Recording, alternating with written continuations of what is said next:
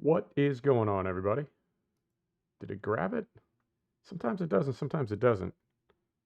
Yep, it's got it now. Okay. For some reason, OBS does not like to hook into uh, cattle and crops. Takes a minute to find it sometimes. Right. How's everybody doing? How's your Saturday? Sunday. How's your Sunday going? How's your Sunday going? I hope it's going well. Mine is going really, really good.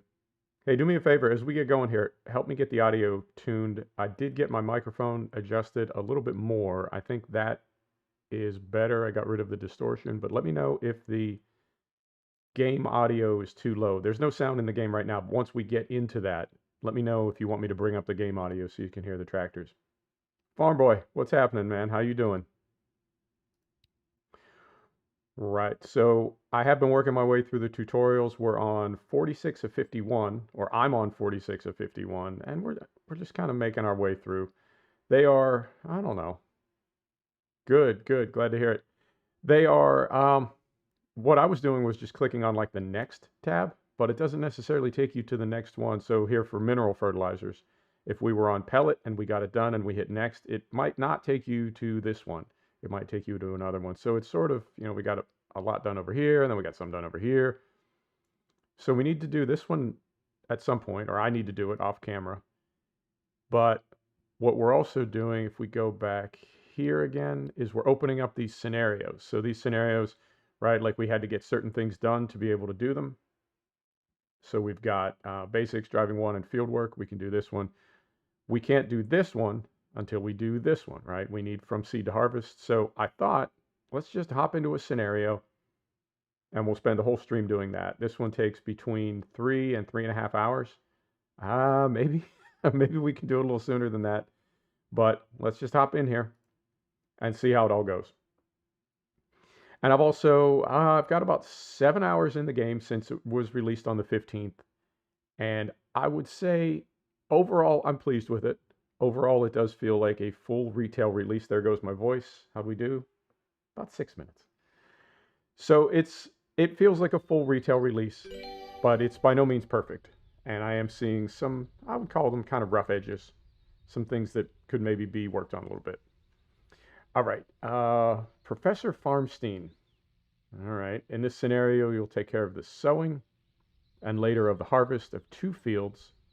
First step will be to sow summer grain on, I don't know what CA dot is. That may be a German abbreviation. Okay, audio is good. Fantastic, thanks. If you want me to bring up the game audio once we get into a tractor, let me know, and we'll balance it out a little bit. So CA dot or CA decimal, I think that might be the German abbreviation for field, perhaps. And it's 0.8 of a hectare. And additionally to sow 1.2 hectare of maize. In order to manage this, you'll receive machinery from the vehicle trader as you're looking to invest in new technology and would like to test those machines. Fair enough. Okay. So we will continue. And here we go. Attach the front weight to the MB track. You got it. Now, I don't have, let me see. If we go into settings right here, for gameplay, there is always run. Where is it? Yeah, always use full throttle and always run. At the moment, I have these turned off. I'd rather walk. I think it feels a little more, I don't know, immersive maybe. But in Farm Sim, I have a key combo. So when I'm walking, I can run if I want to. And at the moment, I don't have that set up yet. I've left all the controls as they are by default, other than adding a shuttle for forward to reverse. So I will in time add some key commands, but for now we don't have a way to run. So we are going to be walking quite a bit, right? So we'll start up. Brake is off. Here we go. I noticed on one of the tutorials, so somebody mentioned this last stream, and I do agree with it. I think because the terrain deformation is such a big part of this game, the 3D terrain, I feel like they've almost exaggerated it a little bit. I don't know that every tractor would be sinking, between like 6 and 12 inches into the soil in a field. I think if your fields were that soft, you may, right, let them dry out a little bit, let them stabilize a little bit. So I feel like the mud effect at the moment is exaggerated, and they may, I hope, they may turn that down a little bit as the game is patched up and updated and moves along. But I was getting stuck in the mud in this field, actually right here. In one of the tutorials, you need to drive a grain cart next to a forage harvester, and I was getting stuck in the mud. The tractor absolutely would not move. And when I saw that same thing happening to other people in the Steam comments, down in the forum, the discussion, I think little things like that, I, I really expect them to be ironed out, particularly of the tutorial. You may get into some type of combination. Fluctuation, how are you? Do you prefer fluctuation or fried? Do you have a preference? Gameplay scenarios, who knows what you're going to get? Everybody's going to play the game differently. But the tutorials, you need to go through all of those in more or less the same way. So I really do expect a developer to have tutorials that play smoothly. When you're running into problems within a tutorial, that tells me the game maybe needed a little bit more time in the oven. Now, admittedly, it had almost 4 years, 5 years in the oven, and we were tired of waiting. But I do, honestly, by the time a game gets to full retail, I do expect the tutorials to work properly, and to see myself and other folks getting stuck in the mud tells me there are some rough edges that may need a little, you know what I mean? A little sanding, a little polishing. But it will happen in time, and I have to say, overall, I am pleased with the game. As it stands right now, the enjoyment that I'm getting from the game, and the feeling of accomplishment and satisfaction and almost wonder in a way. I don't know if you get that when you're playing a game where things happen and you're like, oh wow, hey, that's cool. Wasn't expecting that. You get that feeling of fun and wonder. And I'm getting that with this game, and it more than outweighs any frustration I may be feeling, or anything, not disappointing, but things that are maybe not quite as good as I'd like them to be. That is definitely being taken care of by how much fun I'm having. For me, when a game is Lenny or fried, okay, you got it. To me, when a game is more frustrating than it is fun, then it's time to put it away. And this game is just the opposite. It's more fun than it is frustrating. All right, so we're going to put the power harrow on, right? And we're going to pull forward here and get our, now is this a seeder or is this a drill? They're calling it a seed unit. Okay, and we do have a 2,000 kilogram front weight on, as they recommend. So carefully back this up. All right, put that on there. Farmers have joined together in cooperatives. Let me try that one again.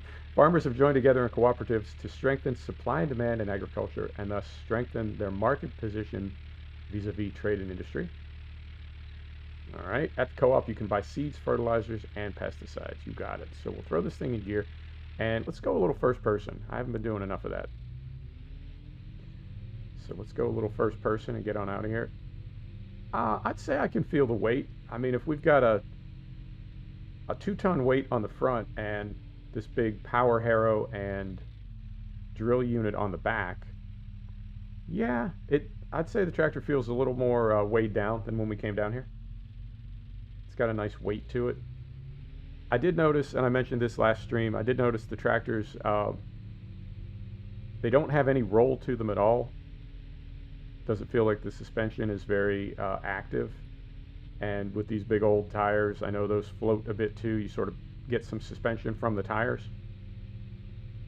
But we're not bouncing on the tires at all. We're not bouncing on the suspension. I'm not feeling any roll when we turn. And I haven't flipped the tractor yet.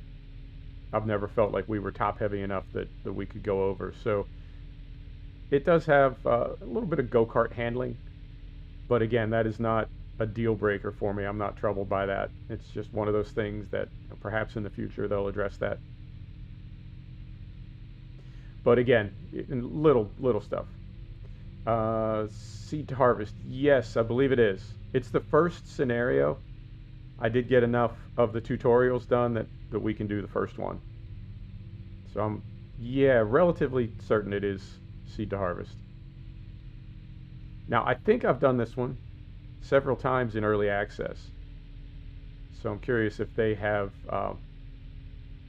fixed it, tuned it up, so that everything runs properly. Because I know in the early access, and in fairness, that was early access, but in early access, there were a lot of these scenarios that were bugged out. It's interesting seeing the progress of this game and also seeing people's response to it, players' response to it. And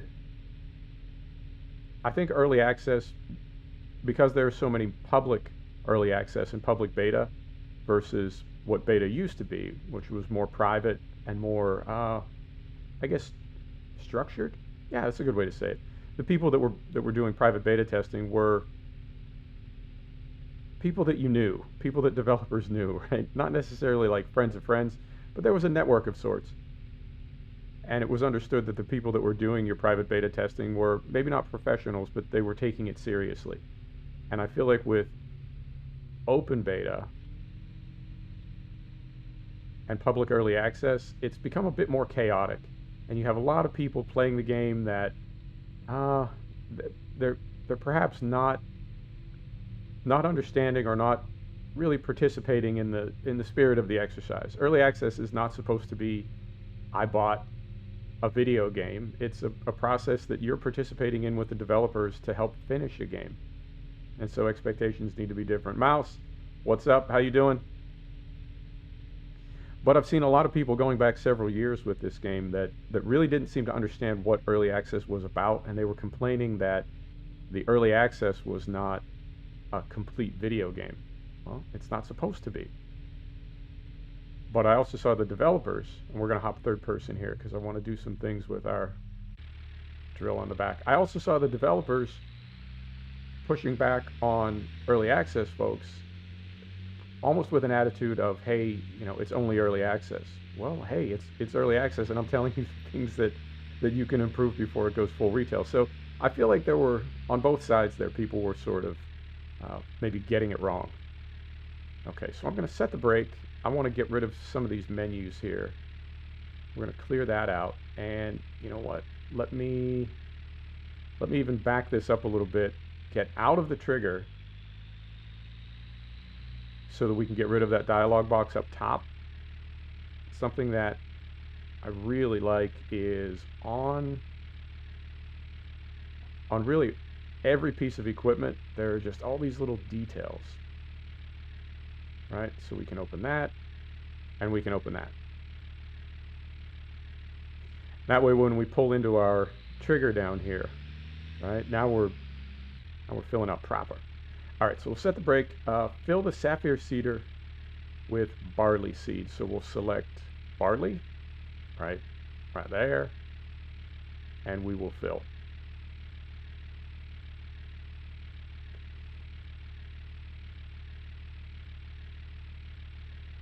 PV County 16x map.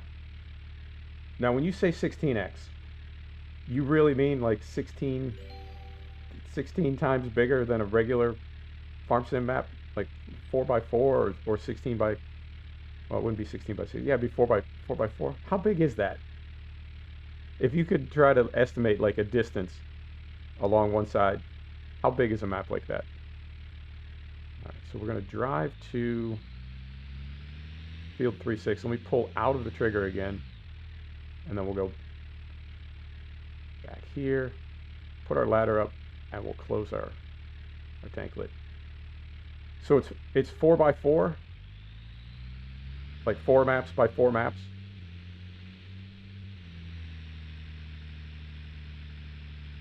All right, and we'll go first person again,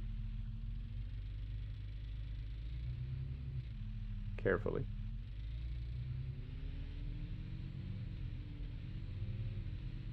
And frame rate is all over the place. We're between between 30 and about mid 50s, and we're capped at 60, so we won't go any higher than that. But it is, yep. Oh man, I think we just missed a turn, but we can take the next one. Then the next question would be, how big is the file size on that, and what level of detail does it have? I've played 2x, and I've played 4x, but I've never played a 16x. And also, I guess, is it multiplayer?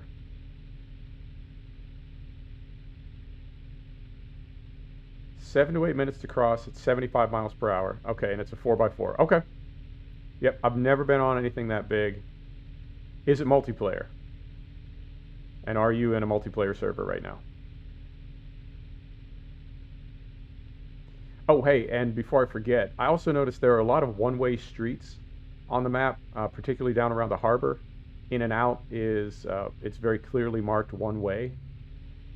And I think some of that may be for the AI, because you can send the AI on trips, and it's, I guess, almost like a more comprehensive version of course play. And I think those one-way streets are, I guess, the traffic patterns that the AI is always going to take so that it never runs into itself. So let's say you had 2 carts serving a combine harvester, and they were both making trips to the harbor. Because it's all one way down there, that way they would not, playing SP, okay. They would never run into each other. You'd never have 2 vehicles trying to go the same way on a single lane road. It's all sort of set up so that it's one way where it needs to be, and then side by side where it can be, if that makes sense.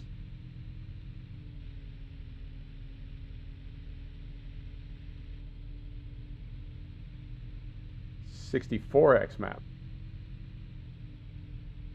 That's unimaginable. I wouldn't even know where to begin.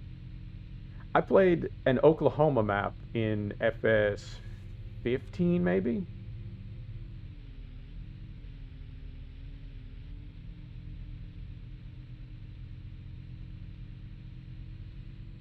Yeah, agreed, Fried. I think the splines are laid into the streets by the developers and the field borders and things. I mean, modders do amazing things, but making a map for this, and making vehicles as well, because the vehicles have some added functionality. I think making mods for this is going to be a lot more difficult than it is for the Farm Sim franchise. Which is not to say that the modders won't be able to do it, but I think we're going to have a longer wait for maps than we did when a new Farm Sim comes out. What was I talking about? What was I upset about? FS 15. I was playing the Oklahoma map in FS 15, and there was a field. Oh, look at this. That's a nice little detail. All right, you just you just got some extra bonus points, developers. So there was a little, I guess, a little deer crossing the street, and the traffic stopped for him. That's nice. Farmer's Dynasty. I never played it. I saw people play it, and I never got around to buying it. Okay. At all times when working a field, a headland is created. When sowing a field, and also during tillage work, you first take the field's longest side, the main field direction. You'll drive your tracks along the side direction, up and down the field. Lift your tool as early as possible so you have enough space to make a U-turn. Once you're done with the regular tracks, you finish the field by sowing the remaining area at the face and end sides perpendicular to the main direction. Okay. Now, does the field guidance do that automatically?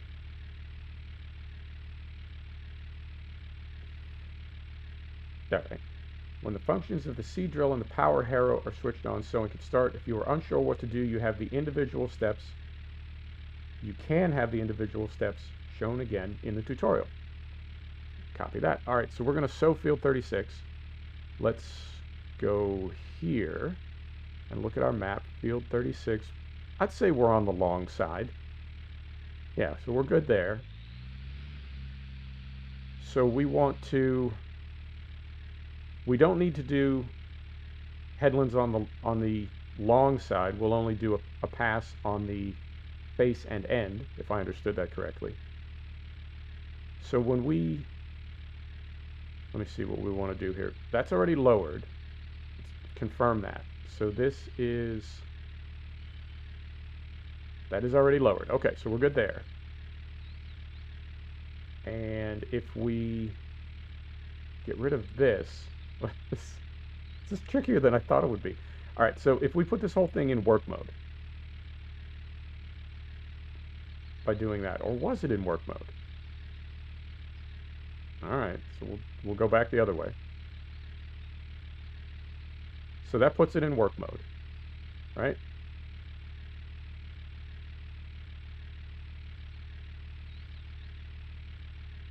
And then this turns it on. Okay, that turns it on, and then this brings up this. So we want to move this over. Do we not? Yeah, we want to move this over and rotate it a little bit. Right? A little bit more. Right about there. Okay. So we're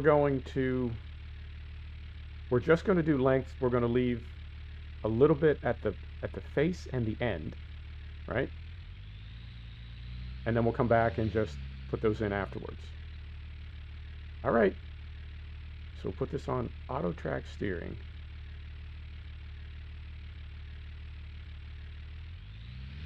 And then bring this up here. Now, next question is how far does it need? I mean, would it be just one width? All right, just like that. All right, here we go.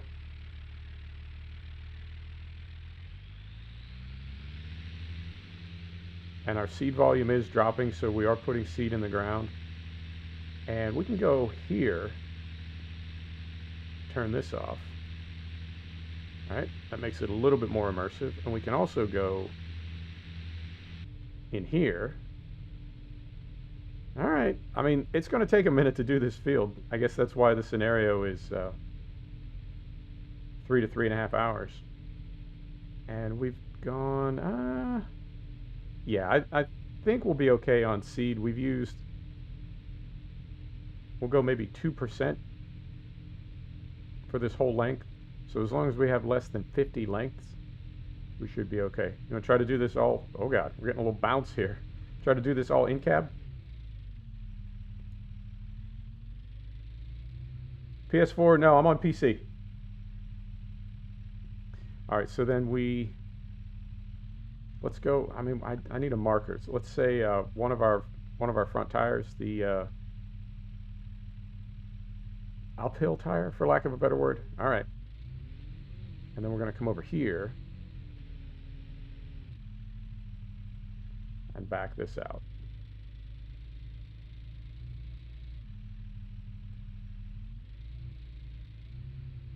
All right, just like so. And then we'll drop this when right about there. I don't know. I feel like we're not leaving enough headland. Oh, that's interesting. I just saw the little gear stick move down there. A lot of little details in this game. A lot of details. Let's get rid of this. Like so. Oh, and you know, we may not have to do the entire field. A lot of these, as long as you get to a certain level, right, whether it's 30% or 50% or whatever, it will then tell you you can skip the rest. So let's see how we do here.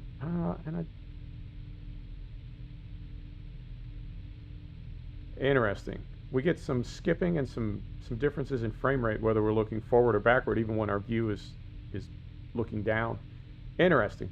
Yeah, there's still some optimization to be done on the game, no doubt. So we want to go right about here, I think. Lift that. Yeah, there's a little bit of chug and stutter right there. All right. And yeah, we didn't quite get that one. So let's back up here. Yeah, for the most part, I would say that the game is very immersive.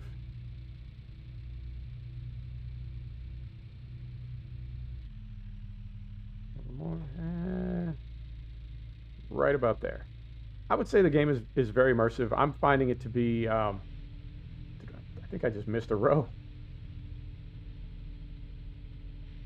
Did I? Yeah, I think I did. Hang on, let's go third person. Yeah, we missed a row. I mean, we can put it in, but we missed one. All right. We'll know for next time.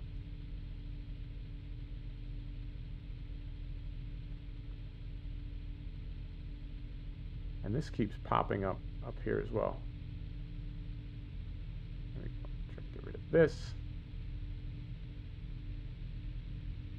Yeah, very immersive, and the complexity and the depth of detail as far as actual farming, it's like night and day. I really want to try to stay out of the habit of comparing this to Farm Sim. I mean, they are obviously both farm simulators. There are both farm sim video games. But I feel like the goal of this project from the start has been to create a realistic simulation of farming versus a farming game. And they've definitely done that, because by comparison, Farm Sim is, I don't know, it really does. Wow, did we completely miss the I'll find it. What? Moment. That's problematic. What is happening right now? All right. Things have taken a turn. Hang on, let's do this first. Let's turn this off because it's messing with us. At what point did that fall off?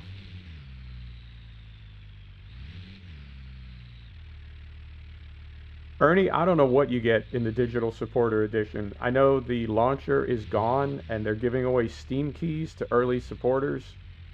I've actually bought the game twice. I was a Kickstarter supporter, gold supporter, and then I had a difference of opinion with the developers and asked them to delete my account, which they did.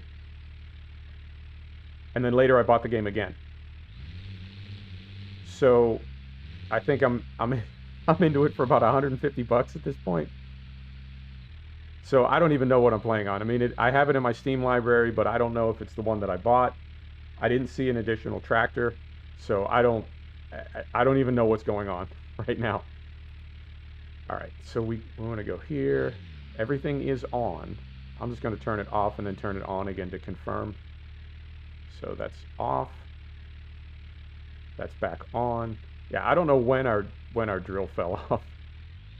And I'm trying to drop this right about here. There we go. All right, just pretend that didn't happen. So if there is an additional tractor, I don't know if I have it or if it's going to be released later or what's going on.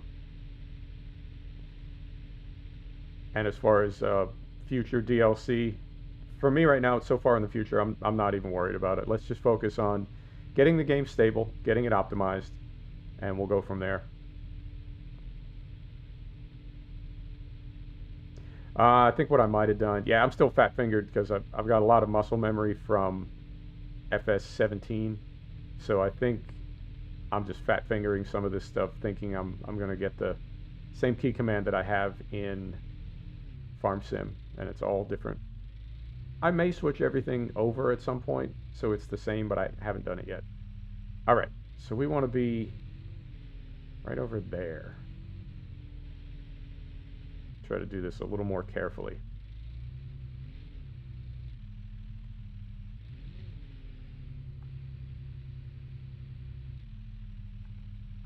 And, yep. The field guidance will turn on and off. I don't always know what the reason is why it turns on and off, but it does sometimes turn off when you think it's still on, and vice versa. All right.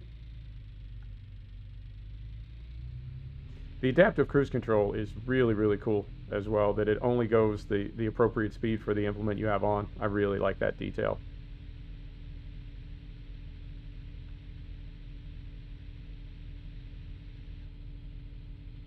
And as far as the render of the vehicles, I mean, it is, These do look a little bit like 2015, which I guess is fitting because some of this stuff was rendered in 2015. It was modeled in 2015, and it is on OpenGL versus DirectX or Vulkan. Now they may bring it up to DirectX standards or bring it up to Vulkan TBD, and it is running on, it's not C4, it's running on Tombstone. So not the greatest engine, but again, let's just take baby steps. All right, so we'll get this backed up carefully. And where's our row? Is it right here? Yes. All right, and we'll drop that. And while we're rolling here, yeah, we keep getting these little tips up here.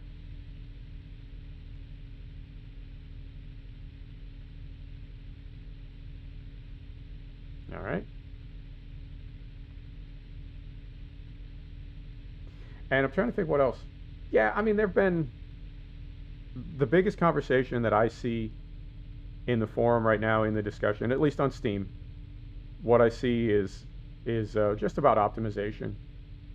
But I was able to run between 30 and 60 FPS on Ultra, and I've dropped it down to high, and I'm still running at 30 to 60 FPS. And the thing that's very strange is I really don't see a whole lot of difference in the render between high and ultra. So I don't know that we're saving a lot of resources as far as CPU and GPU by going down to the lower setting. But I also don't see any difference in the way the game looks. So that to me tells me that there's plenty of work to be done on optimizing. And yep, missed another row. Let's get this lined up.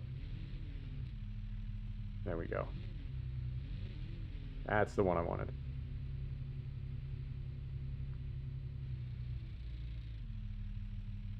So this is compatible with Track IR straight away, but I haven't tried it yet. I'm curious what that would look like.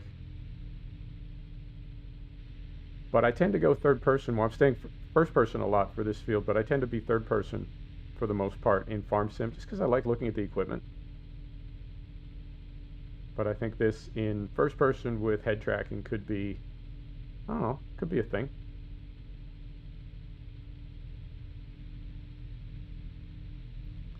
And, you know, we could also do, no, I guess you wouldn't do both. We've got our field guide going, but we've also got ridge markers if we wanted to use those. Let's just, for now, let's just keep it simple. We'll go with field guidance and call it good. Now these little trees and bushes down here, from early access, these have never had collision on them.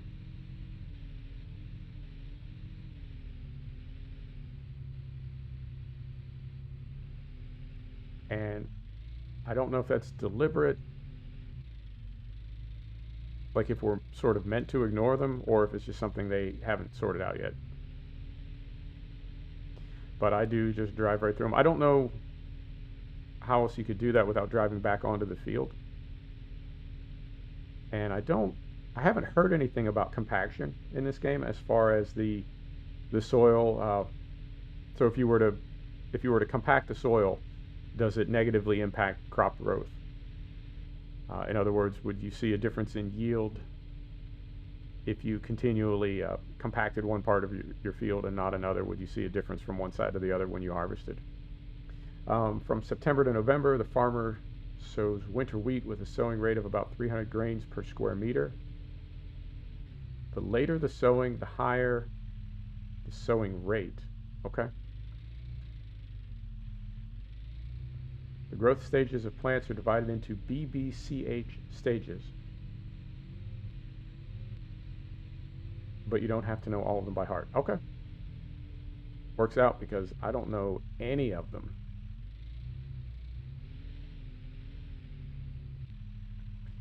Alright, so right up here. Yeah, it wants to kick us over. Unless you're absolutely lined up with... Yep, there we go. Unless you're absolutely lined up with that link that does want to kick you over. So drop that. Yeah, this is really immersive. This is, I don't know, it's hard to describe. It feels more like a simulator than a game. Feels like Train Simulator or something compared to the Farm Sim franchise. And again, I'm not going to immediately start hating on the FS franchise now that this is in full retail. Farm Sim is and always will be one of my favorite games, but the way that we mod it to try to make it more realistic has always, I think, pointed to the big flaw in that game, which is that it's not really a simulator. It is more of a game.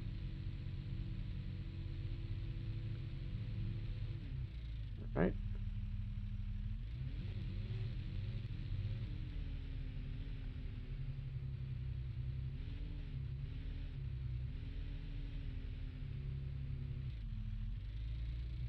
Now, in real life, you could drive over those bushes, but they wouldn't it wouldn't necessarily spring back.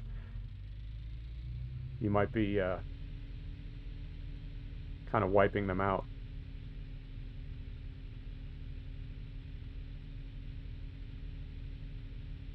And how are we doing on volume? Yeah, we've used about 15% of our seeds, and we're, I'd say, somewhere about halfway across this field.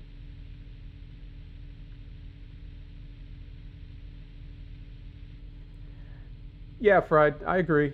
I agree. And I've heard more than a few people say, why didn't the team for this just develop a paid master mod for Farm Simulator?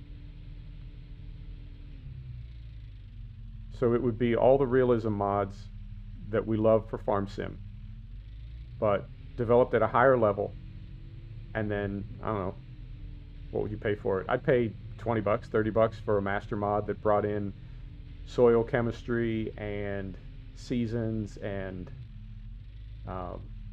something like more realistic. I'd pay for that. Now the problem is, like pro mods, you're sort of at the mercy of the developer. Pro mods for ETS2, you don't have any control over the way that product is handled or developed, but your livelihood is sort of tied to it because you've got a business now, right? You've got this master mod for Farm Sim, but you have no control over what Farm Sim does. A lot of stuff is hard-coded into the game. You mean in Farm Sim? That there couldn't be a master mod like this for Farm Sim? Okay. 3-leaf, BBCH 13. Okay. Yep, somebody was talking about this in stream the other day, that there are different fertilizers for leaves, different fertilizers for other stuff.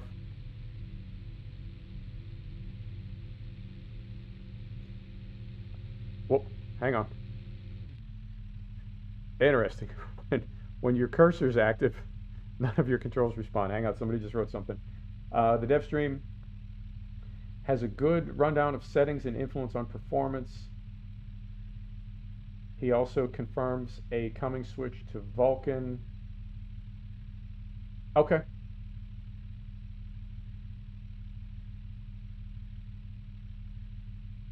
Oh, okay. So technically there couldn't be, like, from a technical perspective, there could not be a master mod like this. And that's good to know about Vulkan, because OpenGL that's old business, man. We don't do OpenGL anymore. The world has moved on. All right, so we'll get right in here, and I think, yep. It's interesting to see in some ways how sticky the steering is for field guidance, right? All that driving around down there, and it did stay locked into field guidance. Yeah. Well, like I was saying earlier, even if there was a master mod, they have no control over what Giants does with the game. So for the next release of the game, Giants takes it in a completely different direction, and now your master mod that you and your crew have spent thousands of hours developing doesn't work anymore, right? And that's, well, I know ProMods works in with SCS, but I don't think ProMods really has any control over what direction SCS wants to take Truck Sim in. So depending on what SCS does, that sort of determines what happens with ProMods. And that's, now ProMods is free, and as I understand it, they're volunteers. That's bad enough, but when you invest money in a company and you want to make a living from it, not having any control over something like the platform that your product is designed for can be that more than a little frustrating. All right, and we're rolling again. Yeah, this definitely feels. This feels more. This feels more like a farm sim, I think, than any experience that I've ever had in the farm sim franchise. And we haven't even gotten into. All we're doing is seeding right now. We haven't even gotten into all the chemistry that we're going to need to calculate to make sure that this grows into something that we can then sell for a profit. And I'm really, really curious if it is as difficult in this game to make money as a farmer as it is in real life. I suspect that it is. I think if you're able to somehow pull off a profitable year, it's really going to feel like an accomplishment. Get right up here.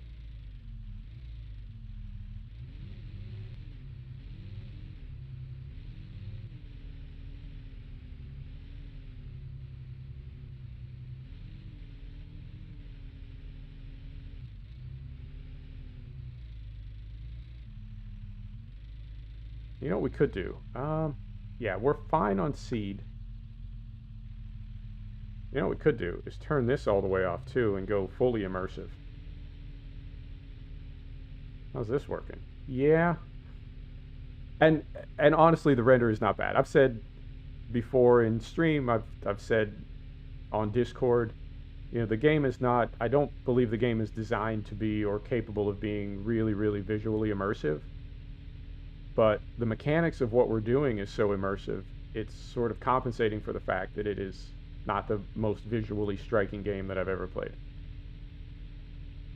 Right after the winter,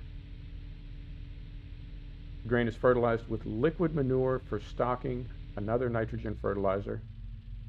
Trying to do too many things at once here, so lift that. If possible, fertilizer is applied when the plant needs the nutrient or has used up the supply from the soil. Okay. Plants drink the nutrients. Indeed they do. Thank you, doctor. Flipped around here.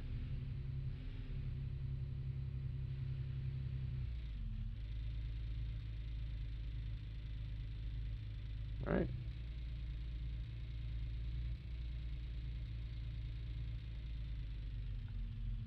Yeah, it's hard to explain. It's definitely kind of an intangible. But this aspect of the game, what we're doing right now, it just really feels like we're doing something. It doesn't feel like we're painting fields.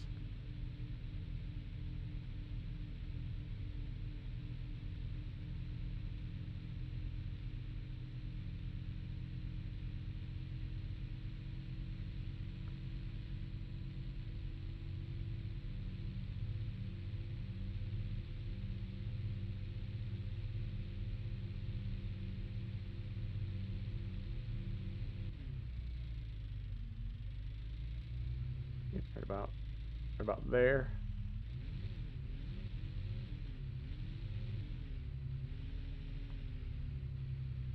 I'm also curious if I can, so we've got the hotbar down at the bottom. I really haven't gotten into the hotbar yet as far as getting it all set up, but as I understand it, you can set up the hotbar to be, so it's different for every implement. Every time you put an implement on, it brings with it its own hotbar settings. So, I mean, that's the whole point of a hotbar, is that it's different for everything, and it's sort of dynamic or active, or however you want to say it. It changes depending on what it is that you're doing. I think I might also set up Stream Deck to have various panels. So I would have a seeder panel, I would have a grain cart panel, and just set it up so that whatever implement I had on, those were the buttons that I had dialed into Stream Deck. And I need to build some icons to do that, but it seems like it would work well for that, because there's so many functions in the game, right? So many more functions than we're used to, or than I'm used to. I would like to have controls for everything. And somebody was asking yesterday, can you use the SciTech panel? I don't know whether you can or not, or whether anybody has or not. All right.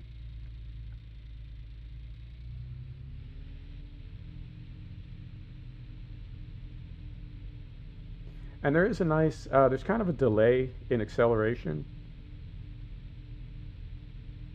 The tractor doesn't just jump ahead as soon as you switch on the cruise control. It does pause for a minute and then sort of ramp up. So that's a nice effect as well. Plant receives further nutrients, only as much as it needs. Longitudinal growth and ear formation. Okay.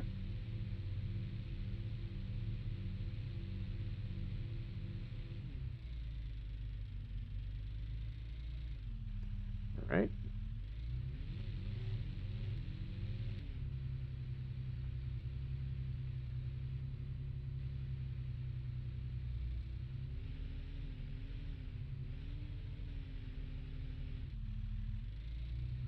I've been doing round turns at the end of my rows. I think with the track IR, it would be a lot easier to do 3-point turns and maybe turn around in the space between the edge of the field and those little bushes, rather than driving through them. Not super realistic or immersive to just drive through small bushes like that. So we'll get the track IR going next episode. There is, I mean, it's built in. It's not anything we need to like cob together. We'll just flip it on in the settings.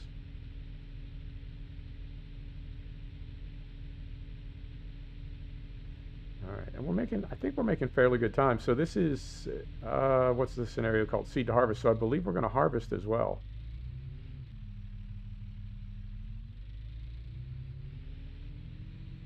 And that's going to be the big test, because the AI still needs a little bit of work. The AI in a couple of the tutorials was not very eye. It was having a hard time figuring things out.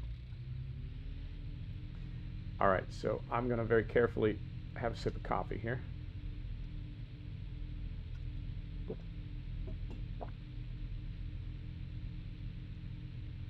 And I haven't been to Mod Hoster.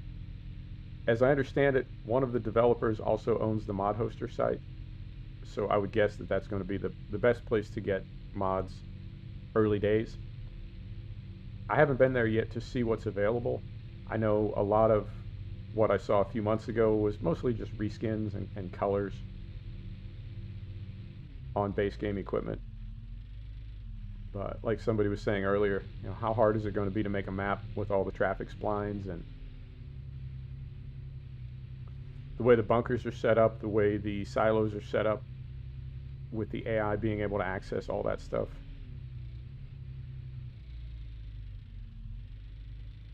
And that's all built into base game. So in something like course play, in Farm Sim, you need to train your AI, right? If you wanted to go to a particular silo or something, you need to drive there and record the loop and form the loop. In Cattle and Crops, you just tell your AI, take this from here to there, and it heads off to do it. So if you wanted to have that same functionality in a mod map, I'm guessing you would need to lay in all those traffic splines and give things names, and that's, I don't know. I wouldn't say that it's like complex programming, but there's certainly a lot of it. You know, a lot of little things that need to work properly if the whole thing is going to function once it's done.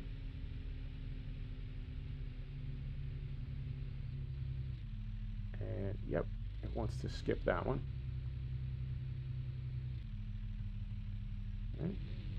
Right in there. Yeah, the sticky steering on the field guidance system is really well done. because we can drive the tractor. Can you make the AI tip into sell points? Yes, I just did a tutorial where you can have the AI take things down to the harbor. So, and it says you can tell it to do like X number of trips or X volume, or just continue until the silo is empty. So I think things like, well, like the BGA. So the capacity on the hopper at the BGA is 30,000 liters. But you can tell a worker that once a day, like 8 a.m. every day, go down to the BGA with the cloths and a front loader and put 30,000 liters of silage into the hopper. Do that every day. It's good for 1,800 euro per day. And it's like feeding your animals. They'll just repeat that until you tell them to stop. Like they'll repeat it daily until you deactivate them or turn them off or whatever. So housekeeping stuff like that, I've always wanted that in Farming Simulator. And the ability to I don't think you have to muck out cattle sheds in Cattle and Crops, but that's the big one for me, is cleaning out manure and feeding animals and that sort of thing. If you could automate that, obviously you'd have to pay, because in real life you would be paying an employee to do that. But I've always wanted to see that. I know there's mods for it, the animal table manners mod and things like that, but it just feels, I don't know, it doesn't feel immersive to me. It just feels like a hack, like a workaround. But I would love to see activity. I'd like to see things moving around on my farm. So if we're in the yard at 7 a.m. getting equipment hooked up to go out and seed a field, that we see our worker, right, feeding animals, because that's what they do every day at 7 a.m. Or if we're driving past the BGA at 9 a.m., we can see our worker in there tipping silage into the hopper, because that's what they do every day at 9 a.m. I like that there's traffic moving around on farm sim maps, but what I really want to see is agricultural activity. I've always missed that in Farming Simulator, that in the spring you don't see plows and cultivators out on the road, and that in the summertime you don't see boom sprayers and fertilizer spreaders out on the road or in fields working, and in the fall you don't see harvest. I think that would, to me, that would bring a map alive more than anything else, is to see, we're in farm country, right? So we would expect to see farming activity.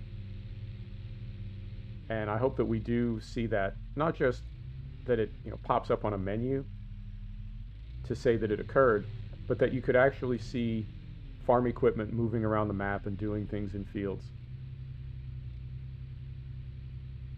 That's a detail of this game that I hope works properly and gives us that fully immersive look. It's like in Train Sim, when you're on a route and you don't see another train moving on that route for the entire time that you're on it. It's just kind of a, I don't know, not a lonely feeling, but just, I don't know.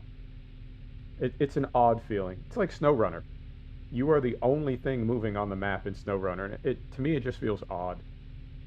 That there's obviously activity, right? There's fuel stations and the pumps are running, so there's got to be electricity, and how did the fuel get there in the first place? And SnowRunner seems like a living world, but you're the only thing moving. So the idea of things moving around on a farm sim map, whether it's farm sim or Cattle and Crops or whatever, that's something I've been missing for a long time.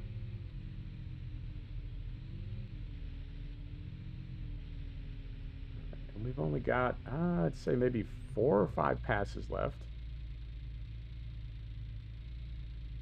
And we'll do our headlands. All right, drop that.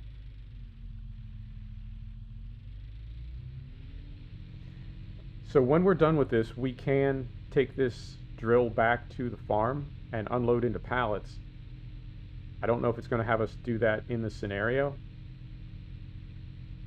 but then I think we may go seed another field. Well, we plant another field. We're going to put corn in the other one, and to do that we will most likely use the Corn King. But for 3 hours, yeah, I'm curious all the different things they're going to have us do in this scenario, all the way through to harvesting. All right.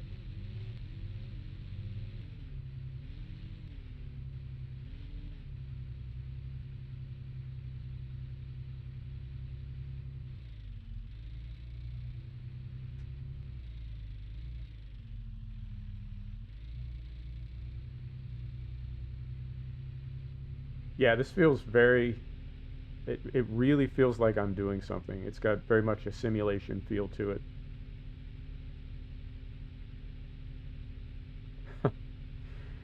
Yeah, you know, I think there's definitely like a split in the farm sim community between casual console players that just want to come home and crack a beer and drive around in diggers.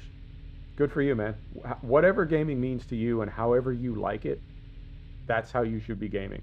I Yeah. I'm a big believer in doing what it is that makes you happy. So there are certainly plenty of casual farm sim players, but I know there's also people like myself that really want that sim experience. You know, I mean, you look at flight sim, and from early days of this new flight sim that just dropped a month or so ago, there were complaints that you can play it with a gamepad, you can have the instruments on the HUD, right? This is no simulation. This is just a game. And I think, yeah, I mean, if you want to play it with a gamepad and you just want to fly around third person, you can totally do that. I prefer to start cold and dark and do full IFR flight planning and ILS landings, all first person, right? You can play it any way you want. So for farm sim, there is that split. There are plenty of people that want to play it casually, but there are there are a lot of people that want it just as much realism as possible. All right, so I am going to turn this back on, and I'm going to get rid of this, and then that, and it says we've got one more row. At a minimum, we've got one more row, but I don't know if that will be enough to... Oh no, we've got the headlands as well. Never mind. So we've got one more row. It's, I think we were a little bit off on our angle, because this looks... I mean, if the sides of the field are parallel, we are a little bit off right now. Now, here's a question. I grew up in Pennsylvania, which west of Philadelphia, east of Pittsburgh, it's a lot of farm country. And what I noticed at the end of fields is I didn't notice, so we would go right about here. And at the end of fields that were irregularly shaped, parallelogram, right, trapezoid, you would notice a little gap like what we have in front of us right here. And even with half row cutoff, right, like let's assume that this unit has half row cutoff, you wouldn't necessarily go all the way to the end of this row. Having said that, I think I'm going to go all the way to the end of this row. But on irregularly shaped fields, at the ends of the field, you do notice kind of a zigzag pattern. And what I always assumed that to be was that farmers could not paint in every single part of every field. So in this sim, I think more so than in farm sim, I want to be mindful of, you know what I did? I made a terrible mistake. So what I did was I lifted at the same place at the end of every row, but then when I was going back the other way, I started right at the edge of the field. Yep, they even told me in the tutorial, they even said, yep. Okay, well, we're gonna need hey man, it's a learning process. So let's go here, let's turn this off, and what I'm gonna do is make a couple kind of ugly passes. I know you wouldn't go over an area that you've already seeded a second time, but we're gonna make some passes here. We need to if we want to complete the scenario. So yeah, for next time I will know. Yeah, and I was just talking about not wanting to paint fields, and trying to do things more realistically. So that will be something to remember, for me to remember in the future. That we need to lift and lower at the same point on both sides.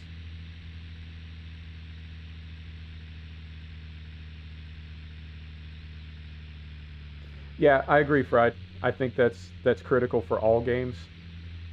That I hate to see anybody level gated out of getting full access to a game that they paid for, right? If you paid for the whole game, you should have access to the whole game. And to level gate certain content, or to say that you only have access to this content if you want to play a certain way, to me that seems, it's kind of elitist, and I really don't like it.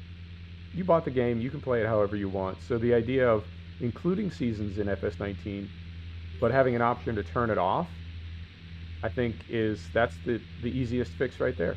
That it is included, but if you don't want to use it, you don't have to. Okay, so this did tell us now that we're done seeding this field, so we can turn this off, right? We can put it in the transport position, and then we're going to take this back to the vehicle trader.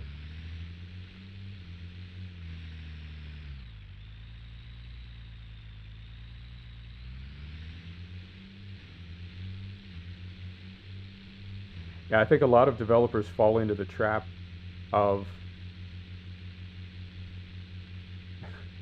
that they're the most passionate fans of their game, and the people who play it the most seriously may not always represent the typical fan. And what can happen is developers respond to their most passionate fans and begin to sort of craft the game for them, and in doing, they make it inaccessible or just not fun for a lot of other people. So using Flight Sim as an example, I prefer a cold and dark start, and filing a flight plan and everything else takes me 20 minutes to get in the air. If that was not optional, if that was the only way you could play the game, I think a lot of people would lose interest. Man, I don't have time for that. I can't be, I can't be fooling around looking for switches to find the ignition, to find the fuel pump, to, I just want to fly. I don't want to do all that. And you'd scare people away. So I think all games need to be accessible to everybody who wants to play them however they want to play them. And if the purists think that that's dumbing down or making it too easy, well, I'm sorry, man, but that's just the way it's going to be. You can't just make a game for the most hardcore players. You need to make it for everybody. And you can certainly include those hardcore features. Just make it so you can turn them off.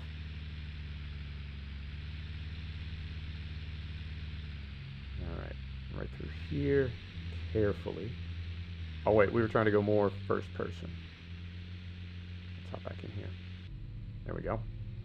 Something else I've noticed about this game is I don't think the roads are modular. I don't think they're built from pieces. Like in Farm Sim, I think all these roads are hand painted, and that may also increase the complexity and the difficulty of building maps. If you can't build the roads and sort of snap them together, if you have to paint everything in manually.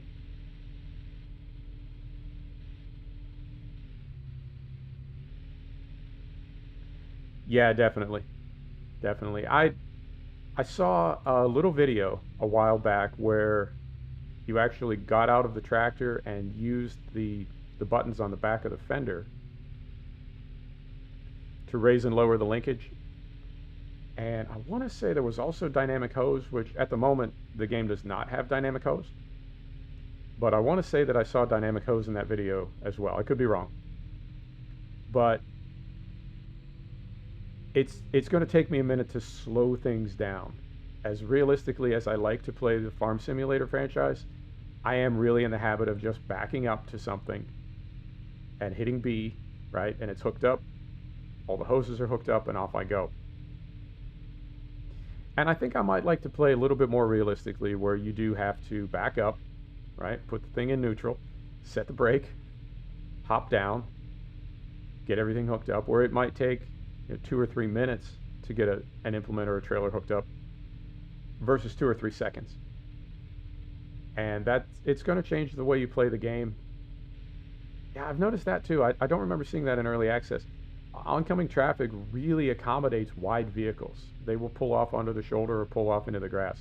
I like that little detail. So yeah, I want to play this game as realistically as it's meant to be played, if that makes sense.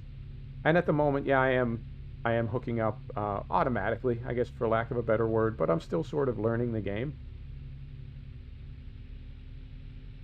But in the same way that in Flight Sim, right? I keep going back to Flight Sim. In the way that in Flight Sim, I do like to start cold and dark, even though it's an extra 20 minutes, and what's that all about?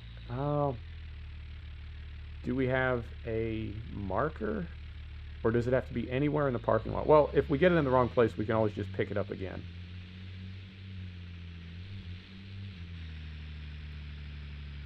All right, so I'm going to try to put this in a stall here. And I would also like to use our wheel to do this. So if we go here, so we can just drop it right here. But if we go here, right, right steps.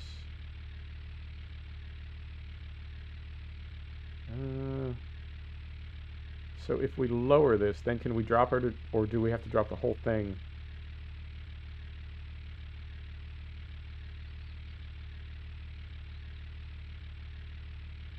So if we do that,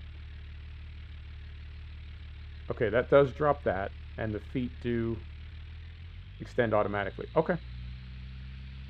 Something I haven't quite figured out is how you select something. So we hit B right there to drop that. Why didn't we drop the front weight? Why didn't we drop the entire power harrow and cedar combo on the back? Okay. Well, that worked out. We're going to pull forward. Well done. Now it's the Maize's turn. It's used for feeding animals and also for the biogas plant. Maize also needs water, nutrients, and protection. All right. Okay. So we'll hop back in here. Still in our tractor.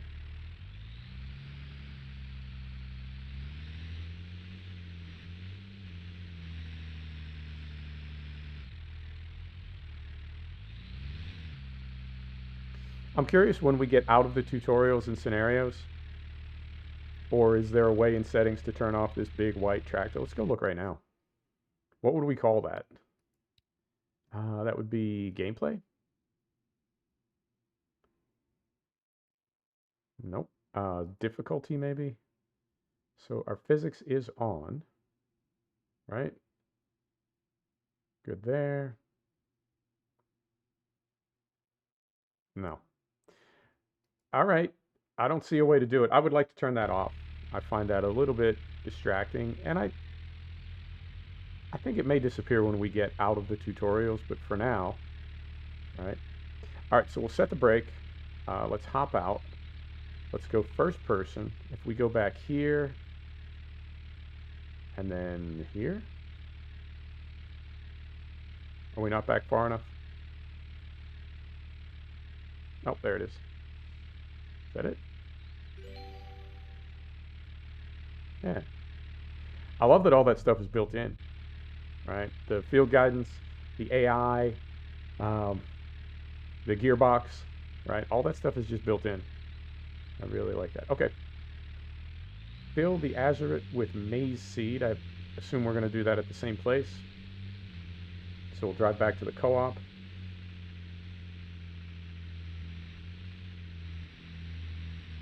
And let's go first person. I'm trying to think of other things that are base game in this. Well, the soil chemistry. The soil chemistry, seasons, I guess we could call it. It does have sort of a seasons functionality already built in. Now, I remember in early access, I remember being able to hook up the hoses manually. Not the power and electric and hydraulic hoses on the tractor, but if you went to like the BGA to fill up with digestate, you could get out and manually connect the hose, like the hose mod in Farm Simulator. Not dynamic hose, but the actual Wobster's hose mod, where you hook up hoses and pump slurry and digestate. I remember that being in early access. It seems to be deactivated at the moment. Or I just didn't get to a place where I can use it, but all those things are included in base game. And that makes sense. As I understand it, the developers of this game are big time farm sim modders, and a lot of the realism mods that we use were developed by the people that went on to develop this game. So essentially what they did is they took all the mods that they had created for farm sim to make it more realistic and built them into a farm simulator that had them right out of the gate, right? They didn't need to be added later. I think I said that right.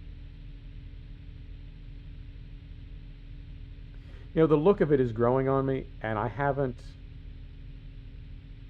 experimented with shaders at all, reshade, anything like that, to see if there's a way we can give the game a little bit more pop, right?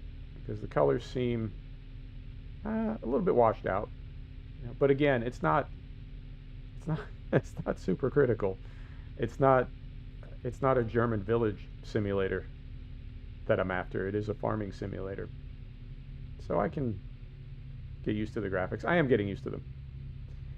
And it's weird how muscle memory works. As many hours as I have in Farm Simulator, and it's got to be over 1,000 hours. It's interesting to realize how quickly the muscle memory gets overwritten in a new sim.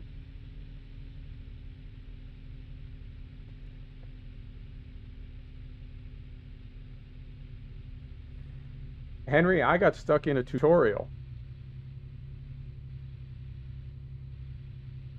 I got stuck in the mud in a tutorial. Apparently a lot of other people did also. So the mud is no joke.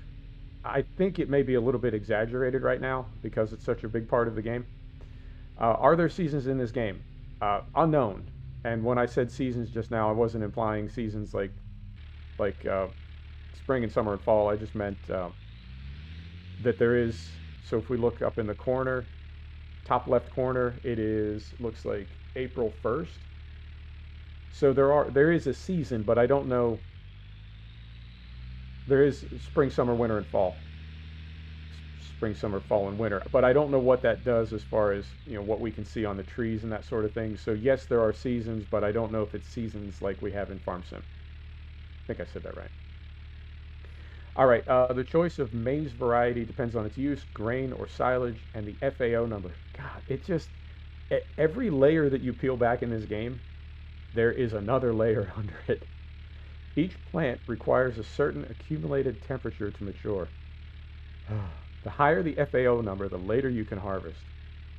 Yeah, this is crazy. For grain maize, there are early, medium late, and late. Instead of in large sacks as with grain, you can only buy maize in units. 1 unit is 50,000 seeds. This year we have chosen grain maize with an FAO number of 250, which is going to make it medium early S and G 230, 250. Okay. Grain maize with an FAO number of 250. Since the plants need more space, the rows are spaced 75 centimeters apart. Hang on, before we do anything else, let's back up. And let's look at our implement here and see if, hang on. So we got to get rid of this, get rid of that, and then we open this and we go here, ridge markers, toggle ridge markers, side, support foot, seeding system. Let's, I'm going to pull up a little bit so we don't hit this thing on the loading dock.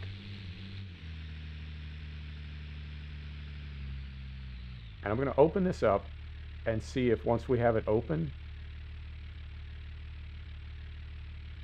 we can space the rows, or if that's something it does automatically. And while that's doing that, if we go here, and our calendar is here, no, that's something else. What is happening right now? I've lost control of my mouse. Hang on.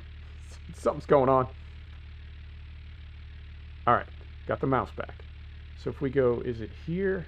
Is it here? Yeah. So here's our calendar. So yeah, I mean, there is a season to the year. So April, right? May, here's all of our weather, temperatures, everything else. So there's definitely that. But I don't know if the trees are different or anything, or if the grass, you know, goes from green to brown or anything. All right, so this is open, and I don't see any way to adjust the width. So it could be that's something that happens automatically. Yep. Okay, so we'll close this. We'll back up, and we'll pull back into the trigger.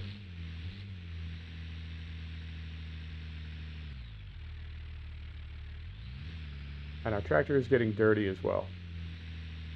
So I like that. All right, so what did we say we're buying? We are buying G250. Maize kernel seed, okay. So is it automatic then? Because this just says maize kernel. Wasn't everything that they just set up here, was that? Okay. Because after all that, then they just gave us kind of a generic seed. And it said we had to buy it 50,000 at a time, but then they gave us 601 liters. I'm not entirely clear on what's happening right now. All right, so did we do that?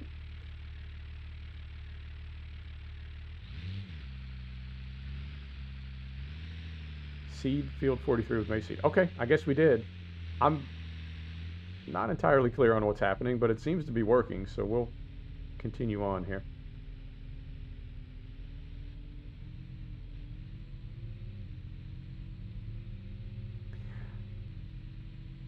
I did take a drive around at night, within probably 15 or 20 minutes of installing the game. I did take a drive around at night on ultra settings. The frame rate was surprisingly good with all the lights on.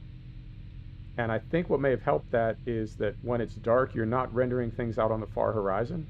You're really only rendering things that are lit up or that are within, well, let me back up a minute. I think you may only be rendering things that are sort of within your lights. So even though lighting is typically pretty hard on a GPU and can impact your frame rate, the frame rate seemed to be a little bit better, and I wonder if it wasn't because we weren't rendering as many things. There was just less to try to fit into the frame. But the game did look okay at night.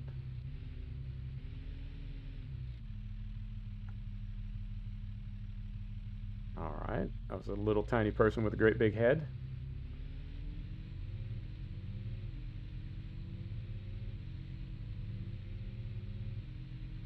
All right.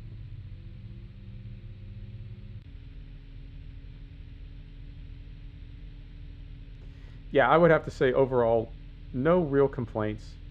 There's some little ticky-tack stuff, but oh god.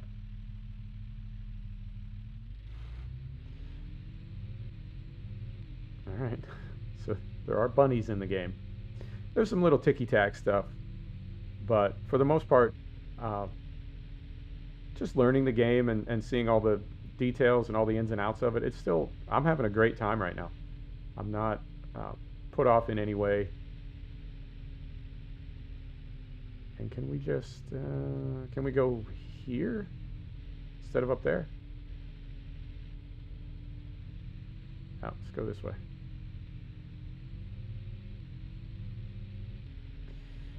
There's a, I want to say it's ITS makes it. ITS is the modder. There's a Lemkin Azurit like the one we have on, and you can buy different bars for it for planting different crops, and they have different spacing. So it could be, I mean, they were pretty specific that these needed to be 75 centimeters apart. So I'm wondering if, well, you know what? When we get down here, let me take a look, because in the equipment menu, 43.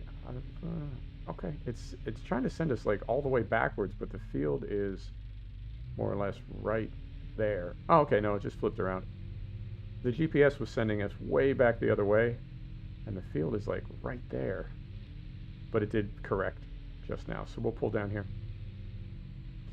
When you go to the equipment dealer, there are a lot of options for the various pieces of kit. So I'm curious if that 75 meters is something that we can adjust when we buy or rent this equipment. So let's just drive right up here through this tall grass. Yeah, it's right there.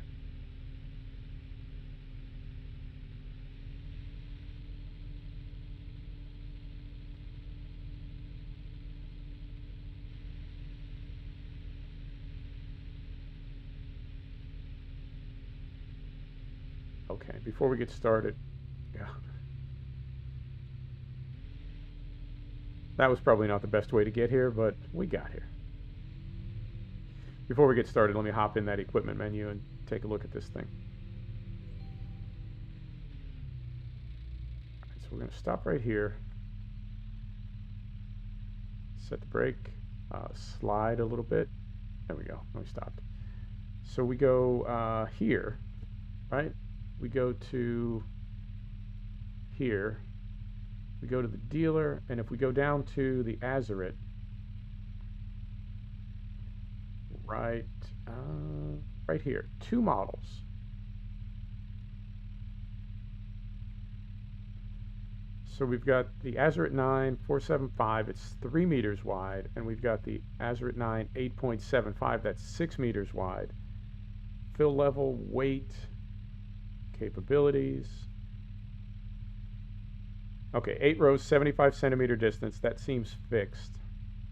4 rows, 75 centimeter distance. Okay, so you don't get the arms for this. You just buy it, and it's already spaced out for 75 centimeter. Okay, just curious. Now where? Again, think about the headwinds here. You know what, brother? I will. I feel terrible about what happened in that last field. It's usually done somewhat differently. First drive 3 tracks around the outside.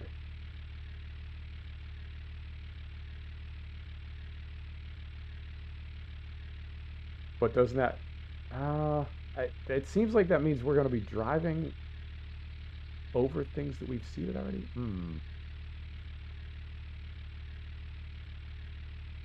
If you're using the single seed drill, I guess we are. First drive 3 tracks around the outside and then the long tracks. I don't know. That feels not great to me. Field 4-3, which one is that? Is it this one? So it's the one to our left? Is it right there?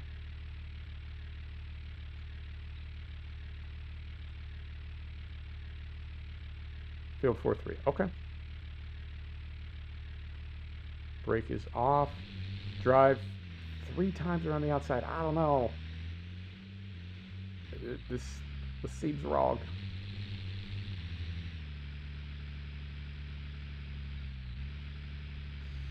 All right, so we're going to unfold like so.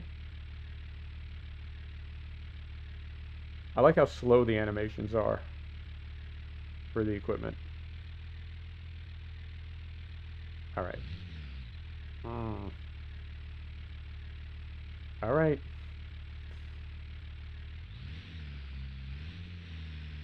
I mean, it said 3 times around the outside. Get back up here.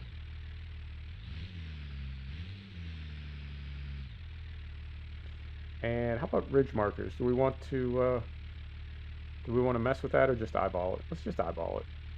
We're still learning. We're still figuring this stuff out. So we'll turn it on. All right. Lower. And I'm going to stay third person for this.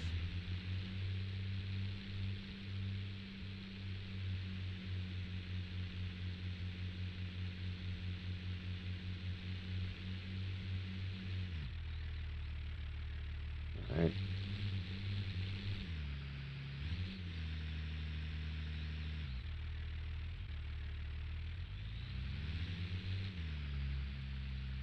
I don't know, man. I don't feel good about this at all.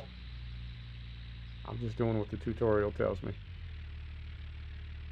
and then lower again. And here we go.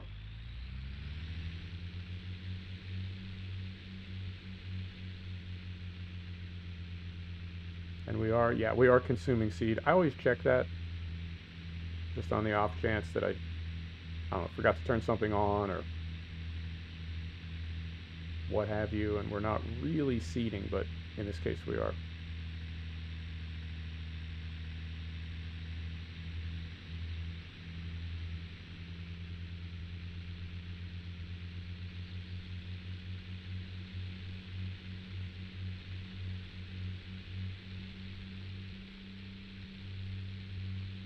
Yeah, the mud physics feel pretty good. It's a bit punishing though, and I'm curious if they dial that back a little bit as they patch the game and update it.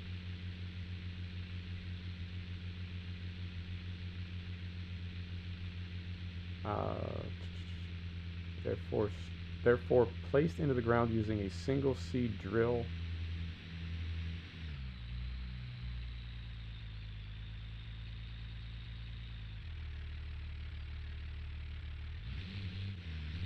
Drive in ego. I don't know exactly what that means. This is called underroot fertilization. More about that later. Okay.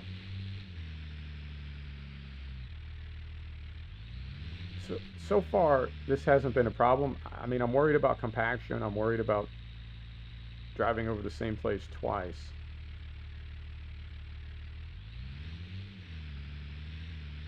But the end of this next row is going to be the problematic one, because we will need to, the only way we can plant all the way to the end of the row is to drive over an area that we've already seeded. You can't do that in real life, can you? You can't drive over something you just put seeds in. First person, you know, I just did an entire field in first person, but I'm switching it up a little bit. Did a whole field in first person, most of it with the HUD turned off. Very immersive, but trying some different things.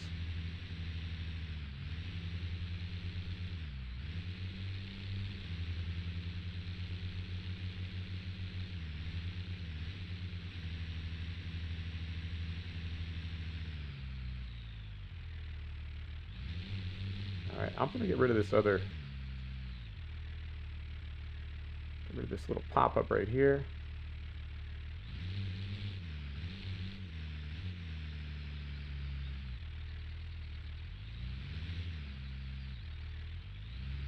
And when we get to the end of this row, we will, I don't know, we'll just figure it out. Alright. So we drop this. I mean, I read that correctly. It did say do 3 headlands first. And that's what we're doing.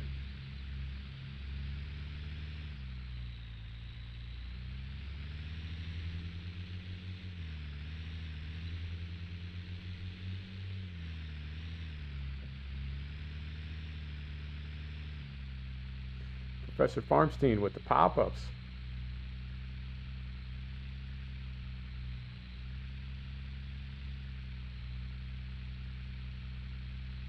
Yeah, I'm enjoying the mud. It's over the top at the moment, but I am enjoying it. And there is a tow bar for sale at the equipment dealer, so I suspect you're going to be doing a lot of rescues and extracts if you play this game. Now, I don't know how much the mud impacts, or I guess a different way to say would be, I don't know how much moisture content impacts the mud. This just feels so wrong. All right, I'm doing it the way they said to do it, but it really feels wrong.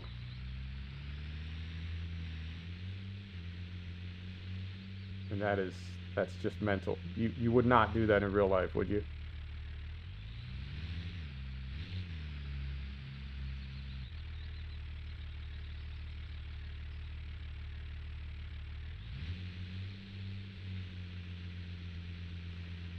So in other words, do you sink less into a dry field than you do into a wet field? And is it easier to get stuck in a wet field than it is in a dry field?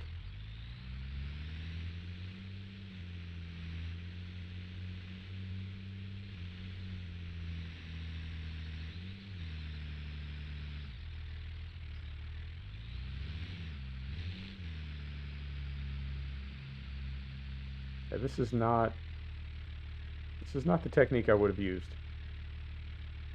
but I'm just doing what the tutorial tells me. All right, here we go. And I'm going to turn this off.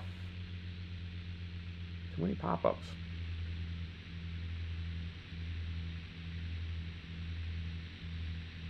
You know, I haven't played FS19 for probably close to a year. I uninstalled FS19 when Western Shore was released, and I want to say that was last December, last January, and I haven't played FS19 since.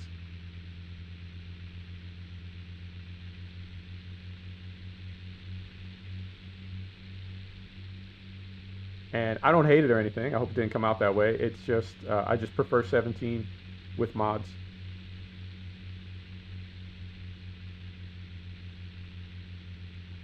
All right, so this is 2 we're on right now. This is our second headland. I mean, I did read that right. It said do 3 headlands. And that, whoop, there we go. Wrong button. Yeah, I haven't fat fingered in a while, but I did right there.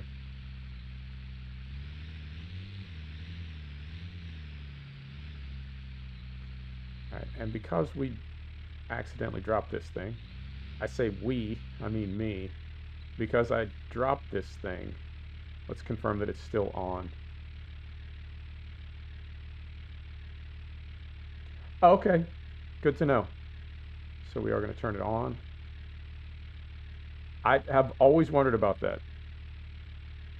So we're back in forward gears. That's turned on. We're going to drop that and then cruise control. Yeah, there's a really nice pause when you begin to accelerate that gives just a really nice feeling of weight and momentum. The tractor doesn't take off like a go-kart. It's a really well done effect and definitely adds to the realism.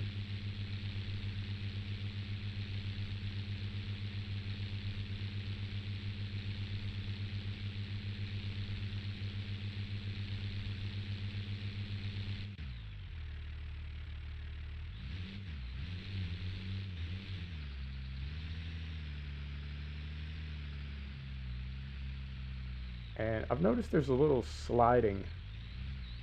It's kind of it's a weird effect because we're on the surface, we're not really sunk in, but even just tapping the brakes, rather than coming to a stop, you do slide. So that could be something else they sort of dial in a little bit as they start patching up the game. Let me see. Maize likes to sit a little deeper than grain at 4 to 6 centimeters. The seed rate is calculated based on how dense the plants should ultimately be in the field. 6 to 12 plants per square meter is recommended. Okay.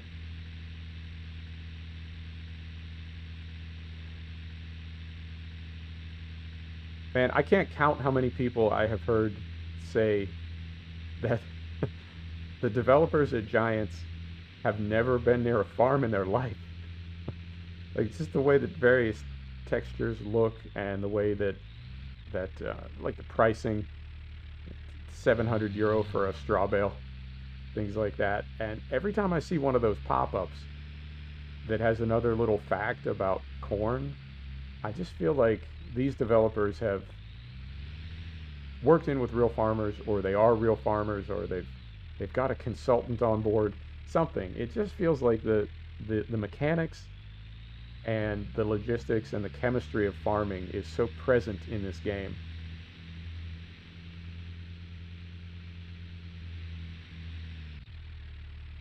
All right. And this will be our 3rd headland. So after this, we'll just do a few lengths, and this field will be done. How are we doing on time? Okay, 99 minutes. We'll drop that. Cruise control on. Get that nice little pause. There we go.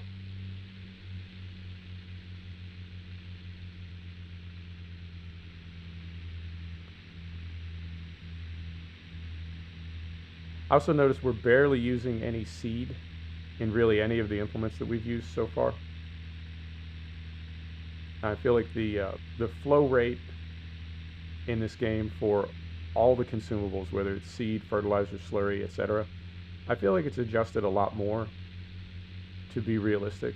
And in some cases that means you need to go back and constantly fill up, and in other cases it lasts a lot longer than I would expect it to.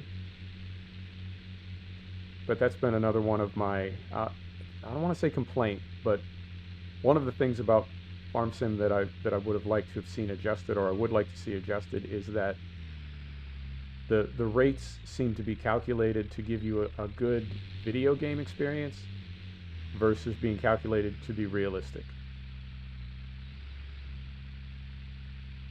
So I'm enjoying that about this game, that it's making me sort of think and plan a little bit more, and even seeing the fertilizer calculator in the office, and that you can figure out, you know, what amount of fertilizer you need to buy and what density you need to spray it at. Being able to adjust the spray width on the broadcast spreader depending on how wide your field is, you know, all that stuff.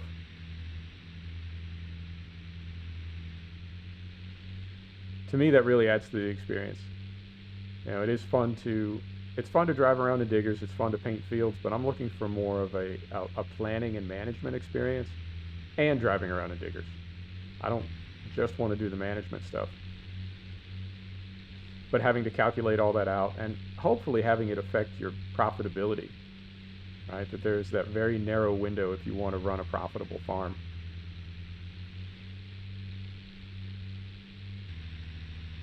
All right. And even with the four-wheel drive on, it took a little effort to get up that hill.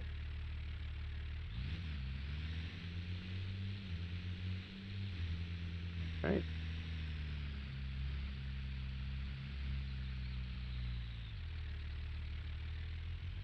So this will be our last headland pass, and from here we'll do lengths. All right. And we slid a little bit to the left. We slid a little bit down the hill, so we may have a tiny bit of underlap up there. Hopefully not too bad. All right, here's a question. Because these plants do need to be spaced out very specifically, you would probably want to, a little bit of underlap would be better than overlap when it came to the plants at the end of your rows. So a gap would be better than overlapping, I'm guessing.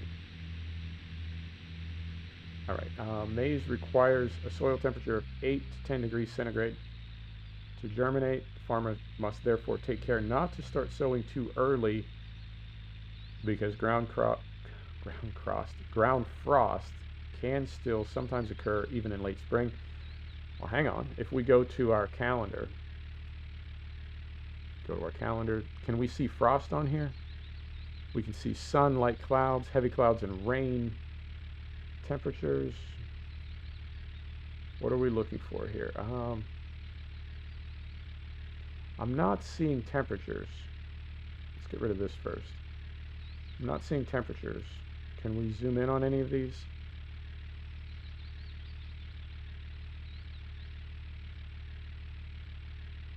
Yep, I'm not seeing temperatures here. I can take a look and see if that's something we can see in one of the menus. All right, so now lengths.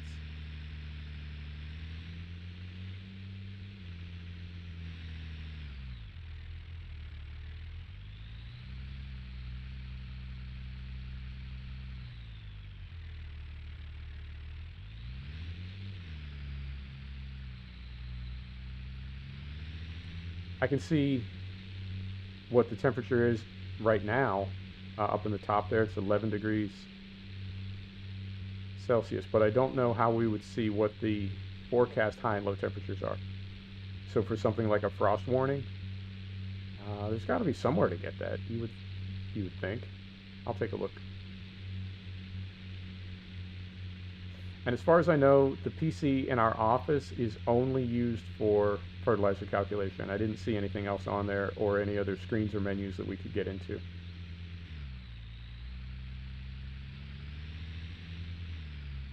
All right. Right about there.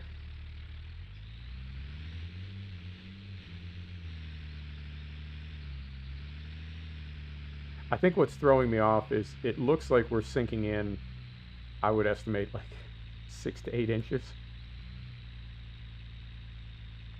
And if we're planting these corn seeds a few inches deep and then we're digging a furrow with our tires equally as deep, it would seem like we're disturbing them, but I think the mud effect at the moment is a little bit exaggerated. And I don't know, I haven't had any kind of confirmation either way whether or not there is compaction in the game and whether there is, I know there's crop destruction after the crops are growing, but I don't know if there's crop destruction when you're seeding or planting. All right, and so we don't plant the same area twice. I'm going to lift this right here. Yep, we got a little bit of underlap right there, actually quite a bit, but I think underlap is better than overlap in this case.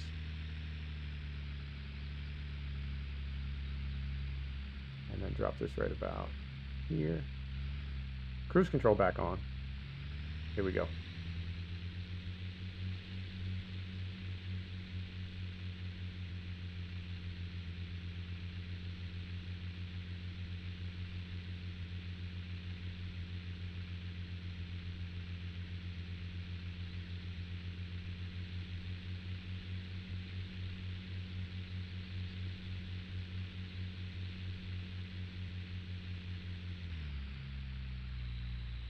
Before sowing the maize, the soil is usually fertilized with slurry.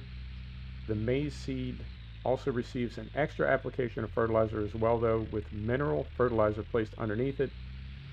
The under-root fertilization. Last time I read that, I thought it said underfoot fertilization. Okay. Here the fertilizer is placed underneath the seed first during sowing. That way the nutrients are positioned directly at the roots of the subsequent maize plants. Farming fascinates me. It really does. There's so much science to it.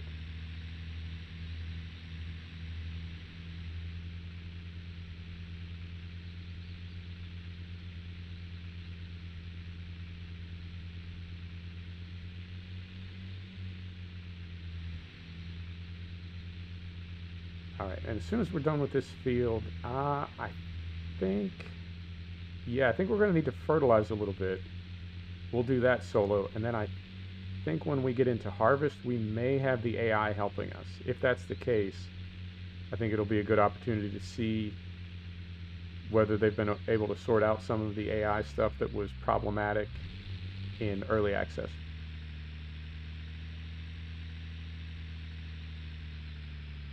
All right, carefully. Right about there. I'm getting a little too comfortable. I don't know if you're picking up on that. I'm getting a little casual with the way I'm swinging this thing around, and that's typically what I'm doing just before something terrible happens. All right, achievement unlocked, and whatever that achievement is, it is in German. All right. Yeah, I think I've got, just in the tutorials, I think I've got about 10 hours into the game so far. And we're not even done with the tutorials. We haven't even really started the scenarios. This is the first one, so there's plenty of opportunity to learn how they want you to play the game. And initially I was a little miffed by that. There's a sandbox mode, but I was, you know, it felt level gated, and I don't like level gating. But as I got further into the tutorials, there's really a lot to learn in this game. So I'm glad that they have it set up that way. And as far as I know, you can go back and replay any of them anytime you want. So if you get to something that you've forgotten, you know, what the mechanic is, or how to do it, it looks like you can just go back and do that tutorial again for a little practice. All right. Yeah, this little zigzag pattern right there at the end of those lengths, that's what I remember seeing when I was a kid on the highway driving past the end of farmer fields, when you could see that stepped pattern in an irregular field. All right. You know what? Between my OCD and a little ASMR, let's go ahead and do this last row. It's going to be like a row and a half. Let's go ahead and do this, just to say we did. All right, so we'll get this flipped around. If we do fertilize, I don't know if we'll have to calculate it out, or if they're just going to have us go down and fill up with a predetermined fertilizer and call it good. And I'd say right about in there somewhere. All right. Across here, we're going to turn this off. We're going to fold it. And we are more or less at the equipment dealer. So we'll carefully pull out here. Get this thing dropped off.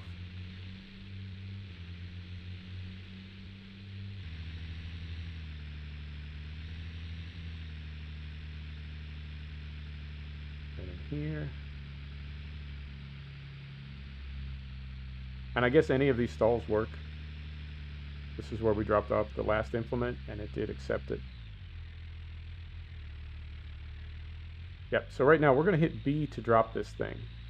That's what it's telling us to do in the little mini up top, but I'm curious why it knows we have that selected and why it doesn't drop the weight that we have on the front. Drive back to the farm. Okay. We'll go first. Fat finger.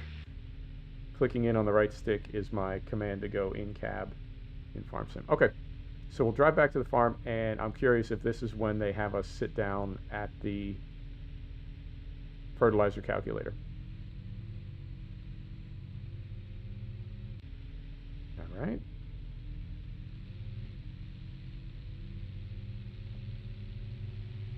And when we get back there, I do have to hit this coffee. We're at 112 minutes, so hour and a half, a little over an hour and a half, and my voice is somehow holding up. I'm hoping my voice makes it all the way to the end of this scenario. All right, so I'll slow down there. Yeah, that's the tractors do seem sort of they do have kind of go-kart handling. And I was really hard on the brakes there and turning at the same time. There was really no roll. No body roll, no suspension lean at all, and it didn't feel like there was any possibility of us flipping over.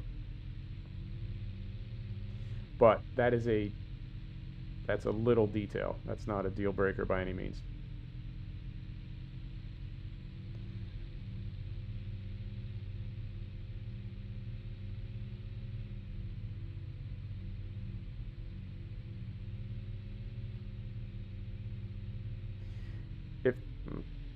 Interesting. You know, I've seen that comment as well. This game, this sim, seems like one of the ways that they have worked to keep FPS up is you can see those trees in the distance have leaves on them, right? And what you'll notice is as we get closer, the leaves go away. And that's typically not how it's done in distant render. Yeah, you see what just happened there? Look at this one next to it. As we get close, the leaves go away.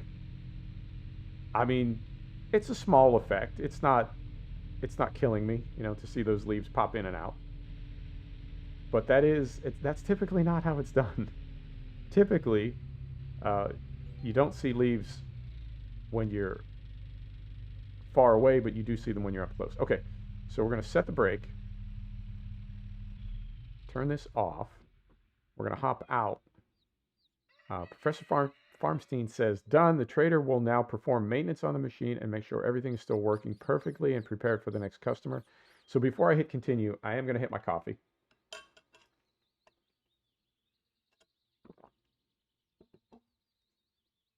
Henry, let's find out while we're here. Before I hit continue, because I think this thing is going to disappear when I do, let's hop in here.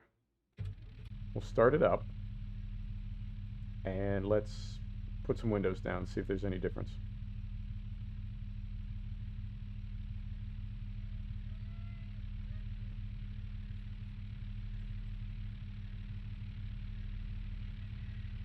Yeah, that got louder.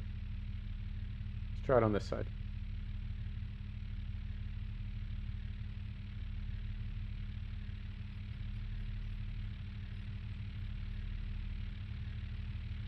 Yeah, just an increase in volume. The tone isn't really any different. Let's try this one. Yep. It does bump the volume up. And it seemed more noticeable on the front. So that seems to be implemented with some kind of, I mean, it might not be Fmod, but it seems to have some kind of directional ambient something. Okay, so we'll do that. Park the tractor. All right.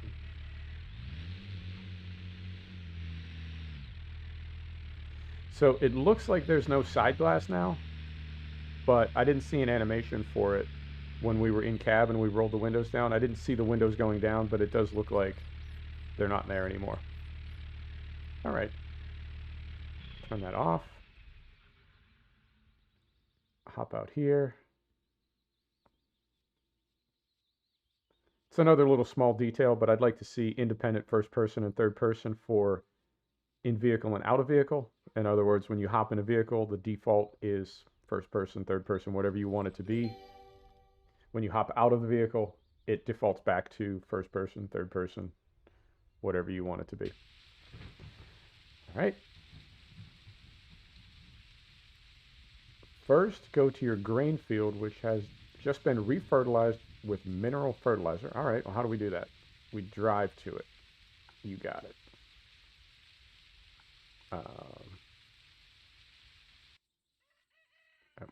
Was it?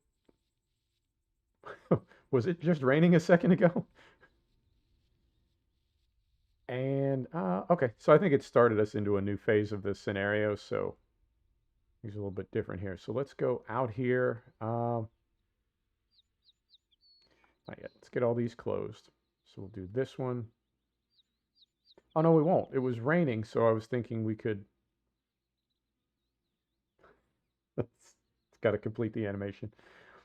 It was raining, so I was thinking we would want to close all these windows up, but it seems like it stopped raining, so we don't have to. And let's pick up our weight.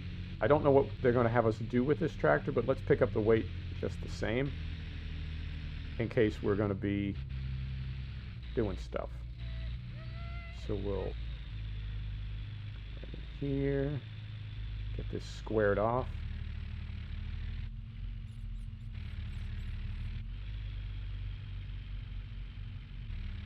We'll do it for real. We'll do it for real. So we'll hop out here. Is that too far? Ah, interesting. Okay, so we can do that. I think we're a little too far away. So let's pull a bit closer. Right in here. Brake is off. Let's see if this is any better. Yeah, that looks better.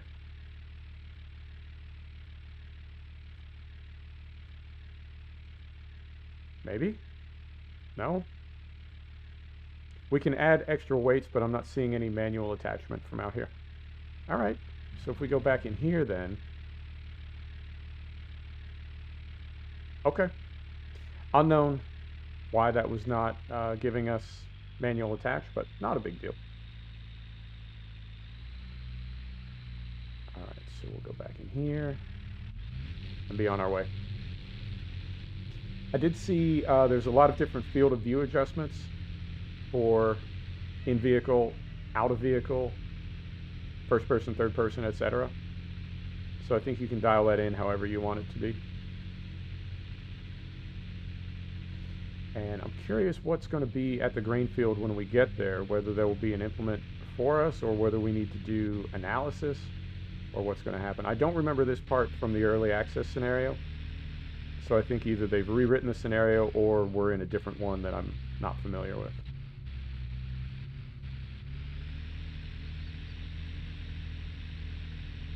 There's a little hopping around with the audio. I feel like it's trying to play too many sound files at once. You know, if they're maybe gear specific or throttle position specific, they're sort of snapping in and out, jumping around. That's something that can be tuned up later in an update. But the sound is not the best I've ever heard in a game.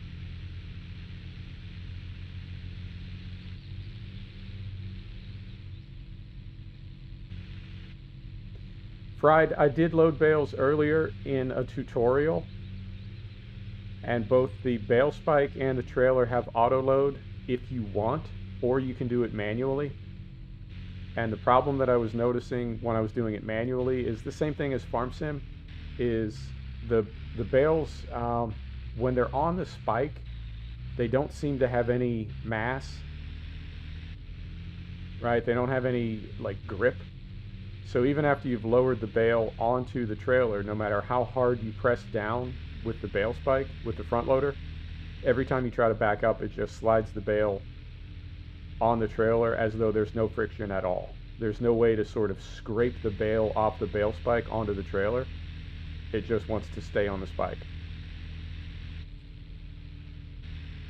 There's also there are no visible straps. You can lock them to the trailer, but there are no visible ratchet straps. And then there is an auto load mode for the bale spike and the trailer if you want to use that. Both are optional though. You can go full manual. You can go half and half. You can use auto load on the trailer but not on the spike. So I'd say, I mean, it's no worse than Farm Sim. It might not be drastically better, but it does have base game auto load, not scripted by third party. It's right in the game.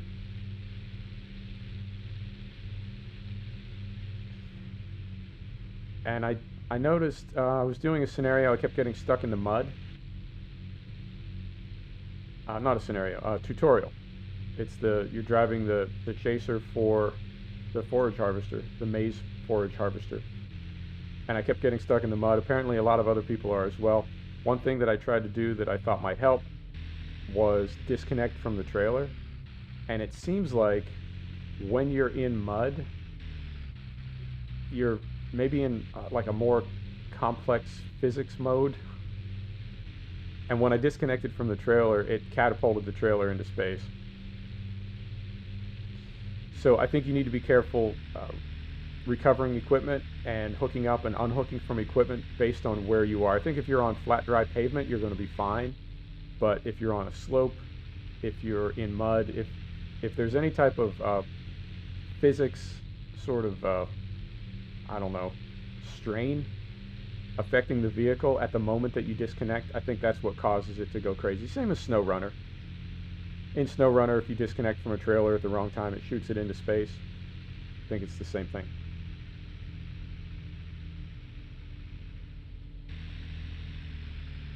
Yeah, Ernie, it's got a unique vibe to it. It definitely does. It's really different than the farm simulator we're used to. I'm trying not to compare them, you know? Which of your kids do you love the best? Well, I love them both the same. But it's definitely different. There we go, there's a little pop in. Okay. Here you will see that your grain has the perfect nutrient supply. The contractor is applying mineral fertilizer using the Rauch Axis fertilizer spreader. Who's the contractor? Who do what now? I don't see any kind of contractor. Try for the maize field. Okay.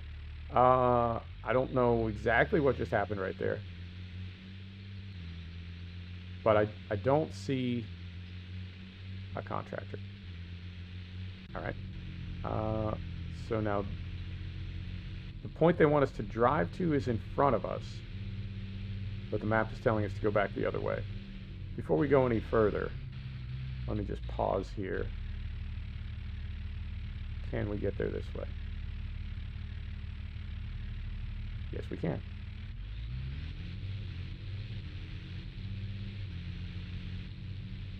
Yeah, I didn't have the best experience in early access, Ernie, but all is forgiven. It's definitely working.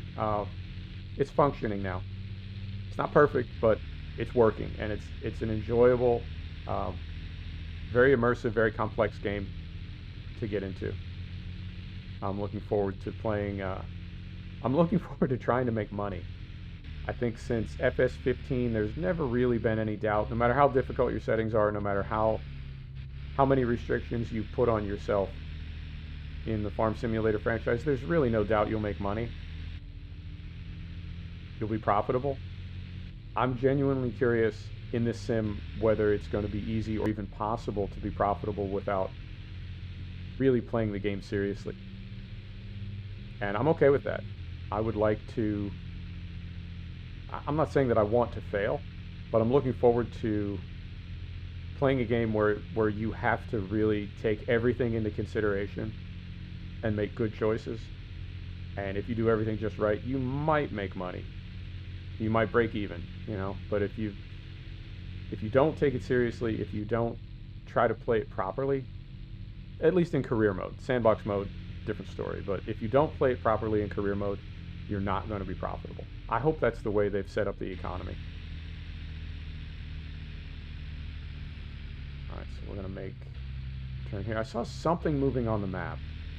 I did see a white arrow. I think that may be our contractor. So when we get to our maize field, we'll see if that is them. This is a little bit hokey right now. I have to say, driving from the farm to the grain field, and then when we get there, nothing really happens. That was a little, yeah. Feels kind of contrived. All right. So back down this way.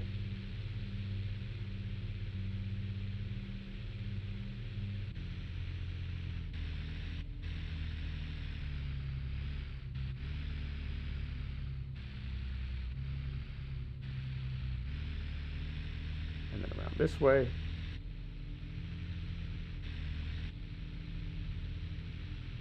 There's a, I think it's called damping or smoothing.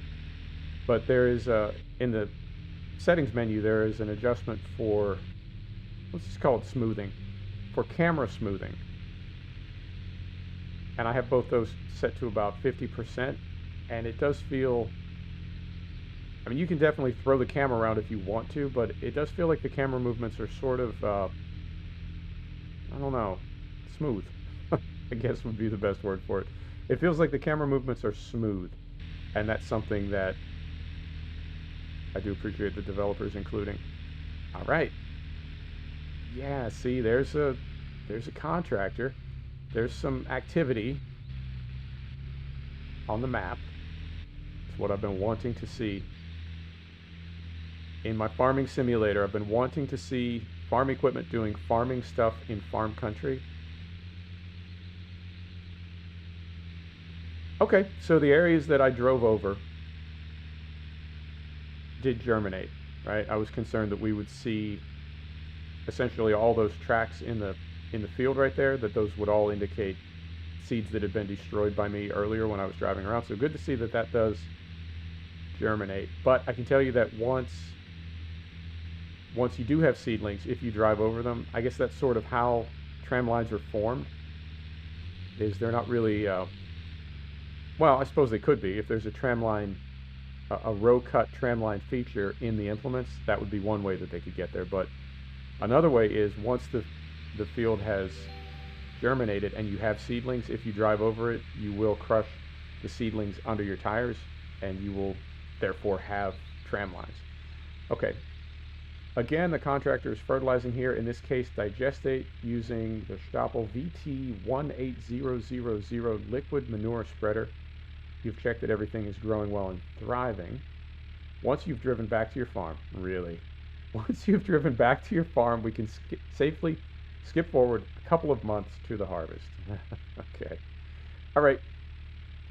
So we will then drive back to the farm.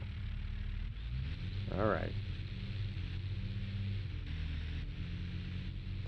I noticed there's a pop-in, pretty radical pop-in between first person and third person. And I think the developers are doing their best to conserve resources. Now, something that I noticed is even on Ultra, I was only at about 50% on my GPU and about 20% on my CPU. And, you know, everybody on the internet is an expert. Every discussion, every forum, everybody knows everything. But seeing people talking about OpenGL and threading and use of CPU, use of processor, and various things, I hope that as they move toward Vulkan and as they get the game better optimized, that they are able to make better use of processor power and GPU power, which would hopefully make the game look a lot better. I don't think I'm bottlenecked anywhere. I don't know really if anybody who's having performance problems is bottlenecked, or if it's the code itself that is not taking advantage of people's gaming systems. So I hope that as they optimize, they are able to get more performance out of our systems, right? Because that's what we got them for. And I think that's been, you know, again, to go back to this, and you may have already heard your fill of this. I certainly have, but just to like reiterate one more time, that a lot of people are saying, hey, if you turn the graphics down below, the game plays fine, and people are responding like, yeah, that's to be expected. That's how that works. Nobody's arguing whether or not the game is playable on low settings. What they're saying is the game is not playable on good systems, right? And that is, I would say that is something that needs to be worked on in the future. Any game, when you dial the settings low enough, should be playable on a low-end system. That's what low settings are for. It's the other end where we need improvement. That if you do have a high-end system and you do want to make the game look great, ultra settings should, for one thing, they should look like ultra settings. And they should play at, I would say, a minimum of 60 FPS. If you've spent $4,000 or $5,000 or $10,000 on a PC for gaming, I would expect that system to be able to hold 60 FPS on anything, including The Witcher or Tomb Raider or Crysis or whatever. That's what systems like that are built to do. So only being able to hit 40 or 50 or 80 FPS on this game on a really big system like that is, I think it does indicate that it needs to be optimized dramatically. All right, carefully, let's slide it right in there. Set the brake. Engine is off. We're gonna hop out here. Go first person. Park the tractor and go home. I think we're going to sleep for several months, as one does. We're going to sleep for several months, and I don't think those fields will need to be fertilized again. I think our contractor did that. And from here, we're just going to hop right into harvesting. So it is, what's that now? June? July?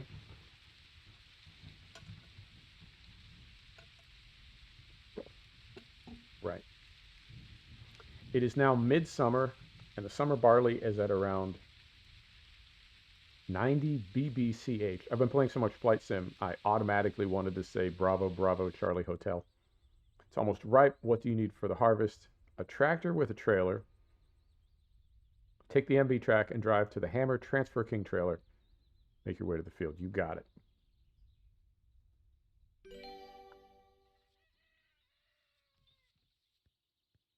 I like that we're doing so much of this in the MB track. It's one of my favorite tractors in any farm sim. And of course it would be in this one. It is, the developers are German, so of course it would be.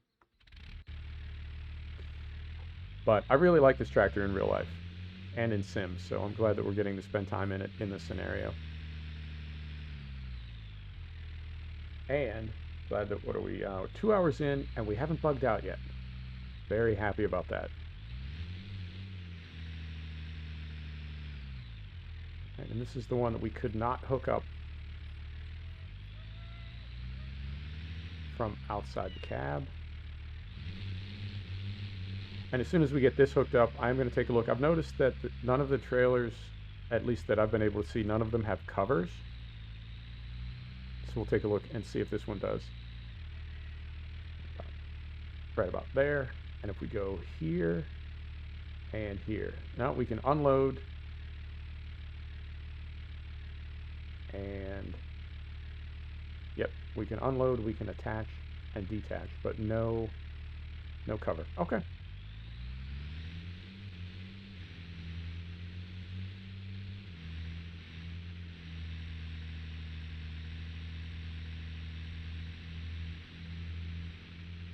No, it's not weird at all. I'm I'm into cars and motorsport, tractors. I don't know tractor history and the technical specs. I just know there's tractors that I like. But fire trucks, big trucks, construction equipment, I've always, since I was a kid, I've always just been fascinated by anything with an engine in it. And it's weird how some vehicles just grab us. You know, it's just some quality or characteristic of that vehicle just resonates with us, and it's like, yep, that's the one I like. That one, it's all right. That other one, it's okay. But this one, this is my whatever. I really like the rescue vehicles that they use at airports. Whoops, not that one. The rescue vehicles and fire trucks that they use at airports they're very low to the ground, which I'm told is so they can get under wings if they need to of big commercial aircraft. But yeah, man, anything with an engine. I'd hang a print on my wall. Yep. Playing in diggers. I never grew out of it. It's a great time to be in sim gaming too, that we can drive trucks and trains and fly planes and drive tractors and do all the things that we can do. There's supposed to be a firefighting simulator. With COVID, I don't know if they're going to make it. It was supposed to be done in 2020, and it still says 2020 release, but it's one of those, I don't know. It's a smaller studio. You never know. You never know. But it looks like you can buy and customize fire trucks, like real fire trucks, real fire engines from around the world. And I really want that one to succeed, because the idea of being able to buy a fire engine like you do in ETS or ATS, being able to buy a fire truck, and then as you make money, because apparently you're going to be like the world's only for-profit fire department, but as you make money, that you could then customize and improve and upgrade your fire truck. I'm swooning just thinking about it. So we'll see if that makes it. But the tech demo for it so far, they have one fire engine you can sort of walk around and look at from all sides. So who knows if that will ever be a completed video game. But it between that, Dead Stick, I don't know if Dead Stick will ever be completed. I hope it is at some point.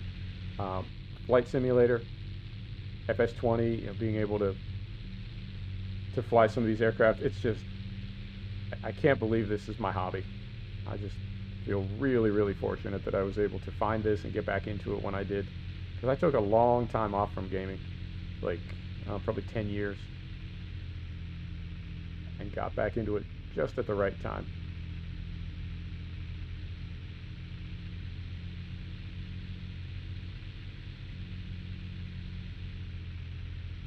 Alright, so I think I've had track IR for like 3 weeks, and just now I turned my head to the right to try to sort of spot our field out here to the right. I turned my head to the right, nothing happened, and I was very confused why my camera wasn't turning. 3 weeks and I'm already completely used to track IR. It's, I mean, credit where credit is due. The developers and the way that they have it comes with, track IR comes with about a half dozen profiles. that you can use for various sims, and then you can specifically drop those profiles into any of the sims or games that the hardware is already configured for. So it's already designed to integrate with ATS and ETS as an example. So if you drop the profile smooth into ATS and ETS, it plugs right in. But the ability of it to like be intuitive, that you just turn your head to look and to get used to it as quickly as I did. There's another bunny. It's a really well built product, really well designed. I think it was $180 I paid for it. Not terribly expensive. Okay, so I think we're going to drop this off and hop in the combine harvester. All right, so we'll set the brake. Engine off. Since you've been friends with the contractor for a long time, he lets you drive. Take control of the combine. Walk to the front of the cutter bar. Okay. So turn this off. We'll hop out. Look for traffic. Here we go. So it looks like the trailer is on one side of the highway. They're parked on the other.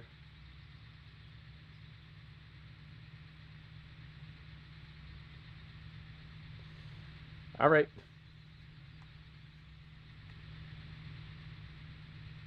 So the combine driver must adjust the combine precisely, otherwise valuable kernels. All right, and then it skipped ahead.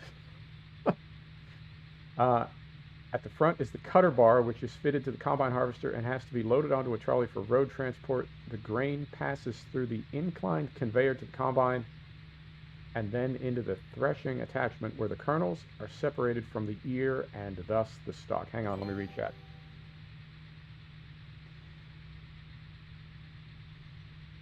Aviko and Mitsu, yep.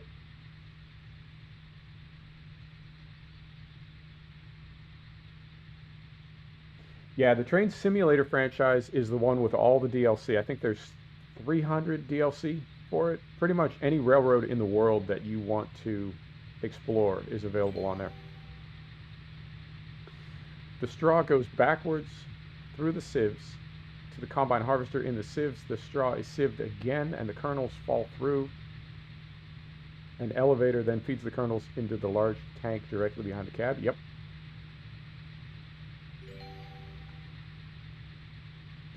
To the back of the combine harvester. The straw is thrown to the back, either chopped up or as full stalks. If the straw is finely chopped, it decays easier, and it then helps form humus in the soil, which is in turn important for retaining nutrients in the soil. You got it. Walk to the left-hand side. Right. If the straw is deposited in the swath, you can bale it and then use it for bedding material, example in the cattle shed, or sell it to the trader. Okay. And before I forget, that sim is called, I call it a sim. It could just be a game, you know, kind of a low effort game, but I want to say it's just called Firefighting Simulator, but it looks like it's primarily a fire truck simulator, at least at the moment.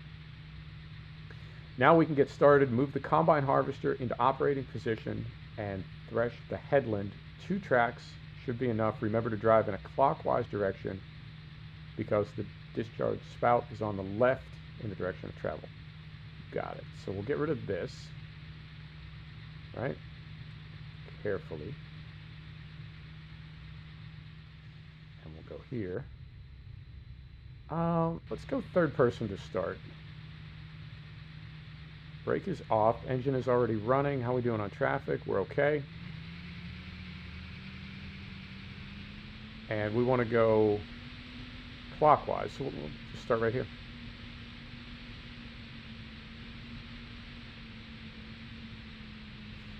Yeah, from what I understand, let me see. We want X to put everything in the operating position. Nice animations. I love it. And then we want A to turn it on. Right. Now, before we get started here, if we go here, so we can raise and lower the reel, and we can move the reel forward and backward. It said it was very important that we set this properly, right? So that we get all the crop without wasting any, but without going too low and scraping. That's how I understand it, but then it never told us what those numbers need to be. So, all right. We'll just risk it here. So we drop this. We set the cruise control.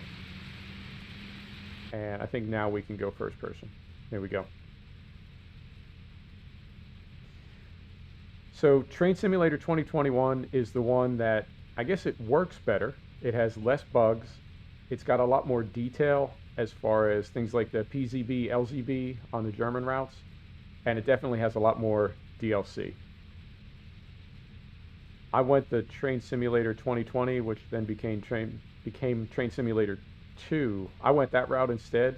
A lot less DLC. I think it looks better. It's on a different engine. I want to say it's on Unreal 4. All right. So I think it looks better. I think it's a little bit more immersive for me, but definitely not as much DLC at the moment. And it's a lot of the details are missing. They just sort of left that stuff out. All right, the combine is strange to drive at first because unlike the tractor, its steering system is at the rear. You're managing it brilliantly though. Well, thank you, Professor. I appreciate that. So we're going to come right up here and we're going to lift this. Right? And then let's back up in cab.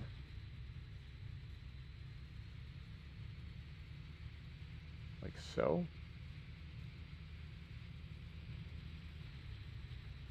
All right. And we'll get this lined up.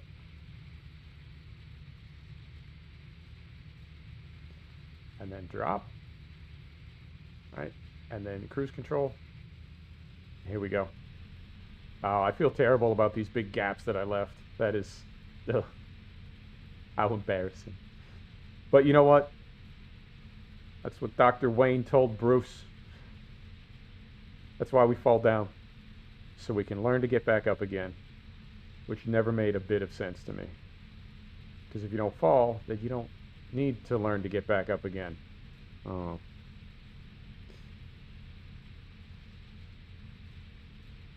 Carefully. Yep, I think we're getting everything. Out there to the left. And when we get to the end of this row, I'm going to take a look at the tank. Yeah, we missed a little bit right there.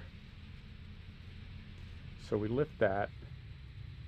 And if we look back here, oh yeah, hardly any. We're good. So then we'll back up this way.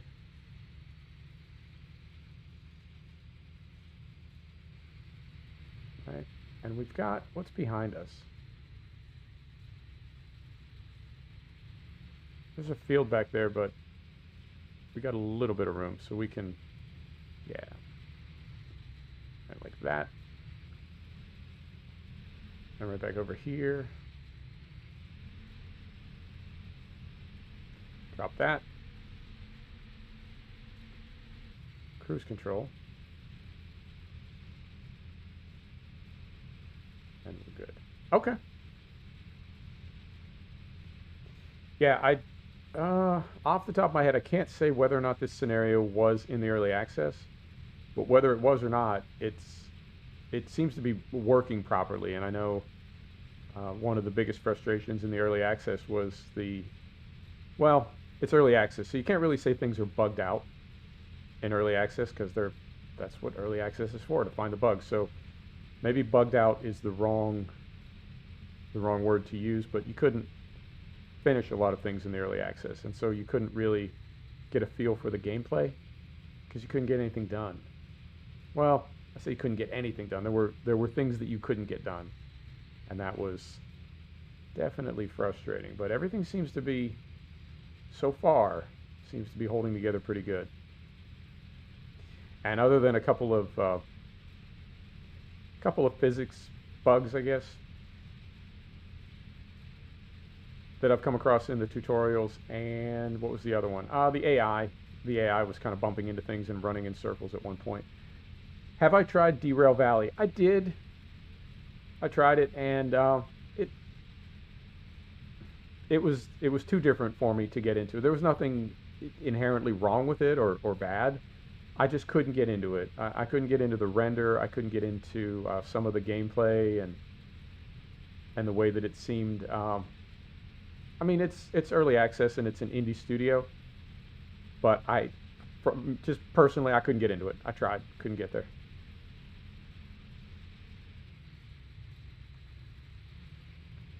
So we'll get back up, and it said two headlands, did it not?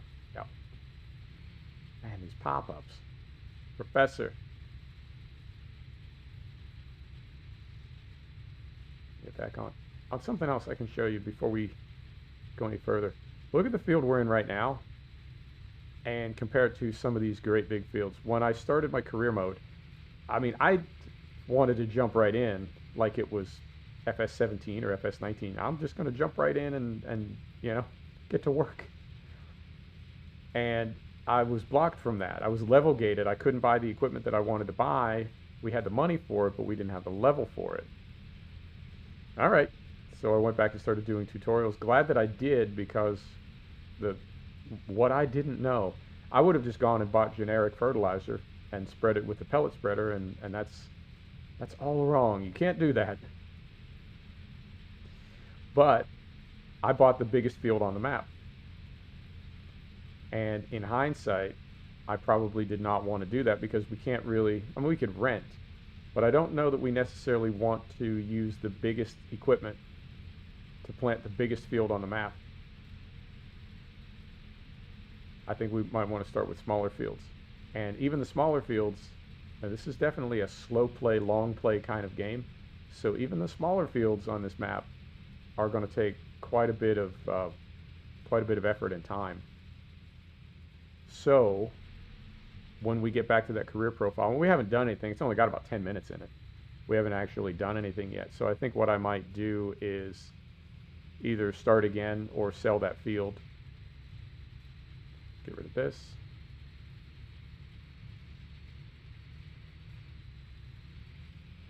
Sell that field and start over with smaller fields and smaller equipment.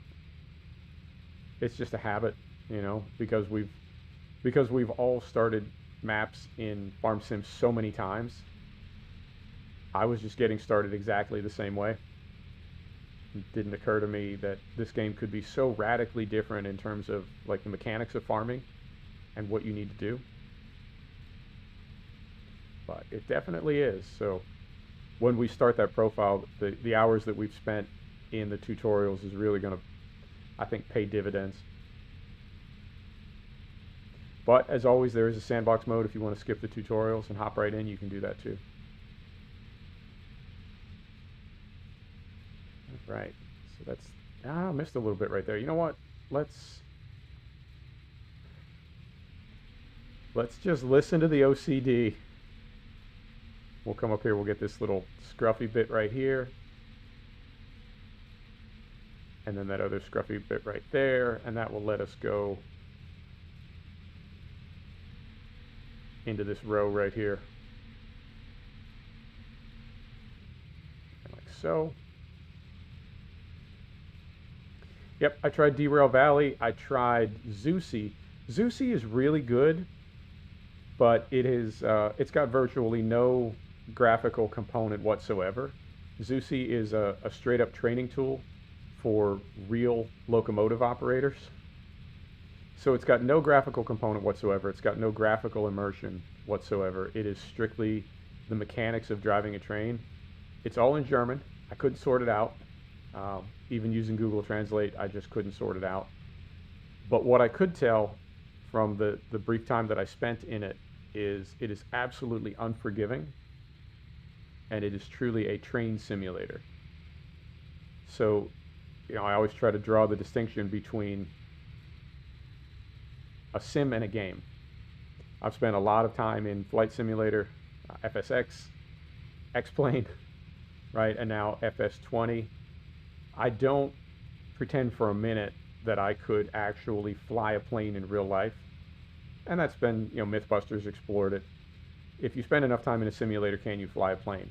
Well, it would seem like you can because some people use these to practice, but just for practice, right? Just for familiarity. But one doesn't equal the other. Or driving a truck, right? I drive trucks in ATS and ETS. I don't pretend for a minute that I could hop into a tractor trailer and take off down the highway at 70 miles an hour safely. So the difference between Train Simulator and Zusi is it really is a simulator and is actually used to train people to operate locomotives. But it was so realistic, in addition to the language problems, it was so realistic that I couldn't really get into it. It just seemed like it was too immersive and too involving. Hang on, I got to get rid of this pop-up window. That's that one. So I tried Zusi. I tried Lotus. Lotus is early access and is not there yet. But I really like the idea of driving trams for some reason. I tried Fernbus, and I liked it, but I was getting a lot of Unreal crashes, and between the Unreal crashes and the gameplay, I uninstalled. Wasn't quite doing it for me. I tried OMSI. OMSI is sort of in the neighborhood of Zusi, where it's not visually very engaging, but the mechanics of what you're doing is so accurate and so realistic. I think that's what people are really drawn to about it. It's a very accurate mechanical simulator as far as driving a bus. And so if the look isn't there, not a big deal. I'm just gonna, because this field is fairly small, I'm just gonna deadhead over to the other side here. Save a little wear and tear on our transmission. So I think I've tried just about every transport simulator that's out there. I'm not bragging when I say that.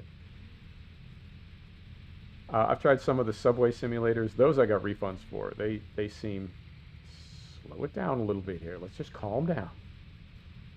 A lot of the subway simulators seem like they're really kind of low effort projects. I tried is it the Moscow? The Moscow subway simulator? That one, yeah. Anytime I see like really hot cartoon women with their blouse unzipped, I know I'm going to be in for kind of a smartphone app experience. It's just not, it's not going to be good. That's not what we go to, that's not what we go into a simulation looking for or wanting or expecting. And if you feel the need to put that kind of content in your sim, it's definitely a more casual player that you're targeting. All right, doing good so far. And I am enjoying first person in this a lot more than I've enjoyed it at any point in Farming Simulator. Not comparing. I have to keep saying that. Not comparing. And I do still love Farm Sim, and I will still play it. They're two different games with very different goals. But I feel like first person in Cattle and Crops really has a first person feel to it. Whereas in... Hang on. This seems important. Whereas in Farm Sim, it is, by comparison, it is more of a game experience, and I think it lends itself to third person for that reason. Right. Grain must be dry to be harvested. It is only storable when it has less than 14% moisture. Today, the grain is dry enough and therefore storable. Okay, well, hang on. Let's do something here. Let's set the brake and hop out here. And if we go, whoa, easy player. Where'd you come from? So if we go first person then, and we come over here, we have our field analysis tool, right? So if we press this, does it give us anything? Is that only for this? No, I know in a grass field you can press B and it will show you what the moisture content is. How do we know if we go, hang on, let's do this first. This is field 3.6. Okay, so if we turn this off, and we go here, and we go to owned fields. Professor, you're killing me here. And we go to field 36. Okay, so wetness is 270 liters per square meter, but where do we see that 14%? Where's he getting that? Right? Like, how do we find out how he came up with that number? I don't see it anywhere here. Can we, is that here?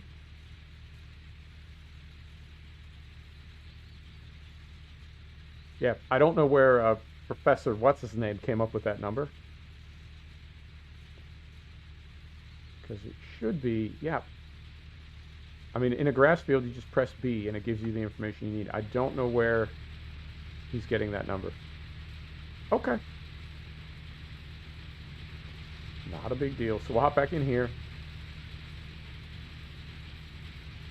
I said hop back in here. There we go. We'll hop back in here.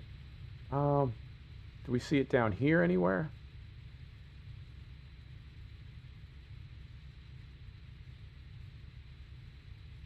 I mean, if it's important that we, zoom out a little too far.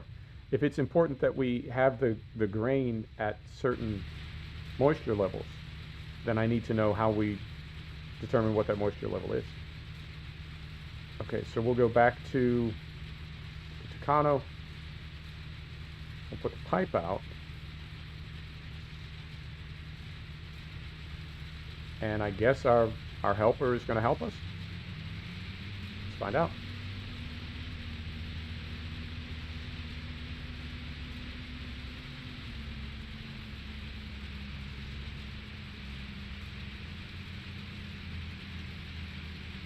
All right.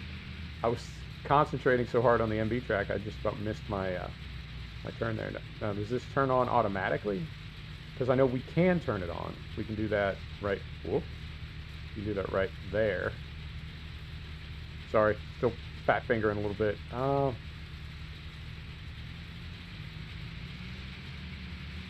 Okay, and then he just kind of paces with us. To be expected. All right.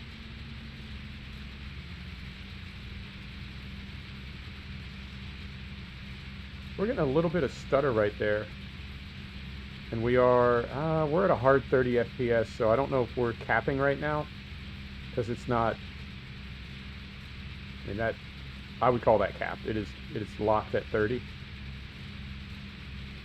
Oh no, we're coming up a little bit. Okay. I mean, it was at 30 and holding, and typically when that happens, it makes me think that there is a cap on it. All right, so we did empty the tank, and then our helper left. So I don't know if they're going to come back again, or if we need to get to a certain volume before they come back. But then down in the hotbar, you can also see we can manually request and pause our chaser. All right, everything just went crazy there. The grain is loaded onto the trailer through the discharge spout by the combine. Hang on, let me have some coffee. I'm starting to trip over my words.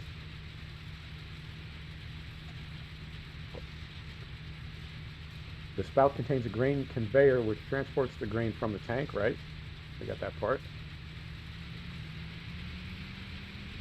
When I set the cruise control just now, it jumped up from stage 1 to stage 2, and we were going way too fast, so wanted to reset that. Okay. Once the combine has filled the trailer, you can take the grain to your business. Yep. So we'll get rid of this. Lift that.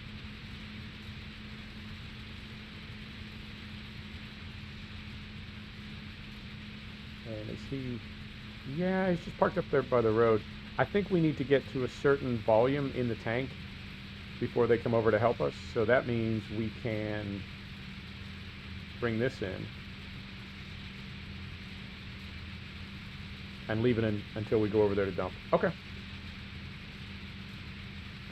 So this has gone really smoothly so far. and I feel like they've definitely tuned some of the stuff up. Yeah, you know what I mean when I say we're capped at 30, right? Like we're capped at 60, we'll never go above 60.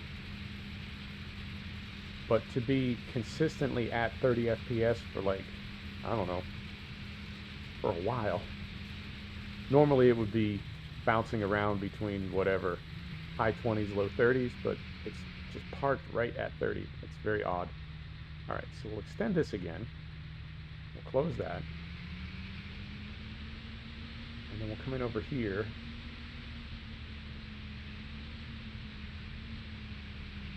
Unload into the trailer. And can't really see the pipe. No perspective as always in these games. Yeah, that's a little far. So we'll back this up. Better. And from here, and like so. We've got barely anything in there. And I'm going to put this pipe away, right, like so, and then fold everything up. And we can do that from this menu, right? That folds everything.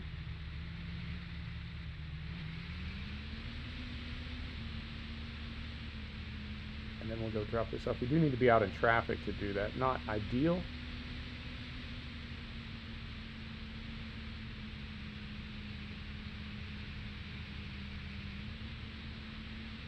Yep. Fried, if you've ever used Courseplay,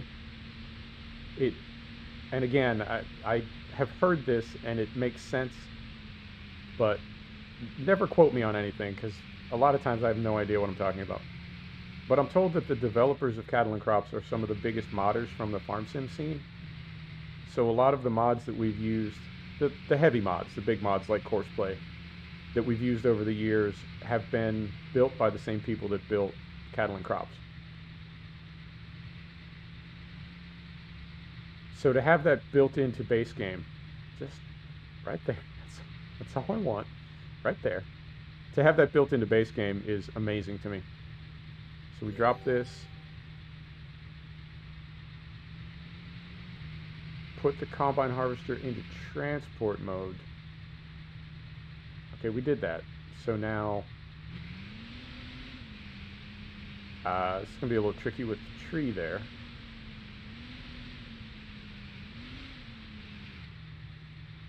But I think we can get back to it.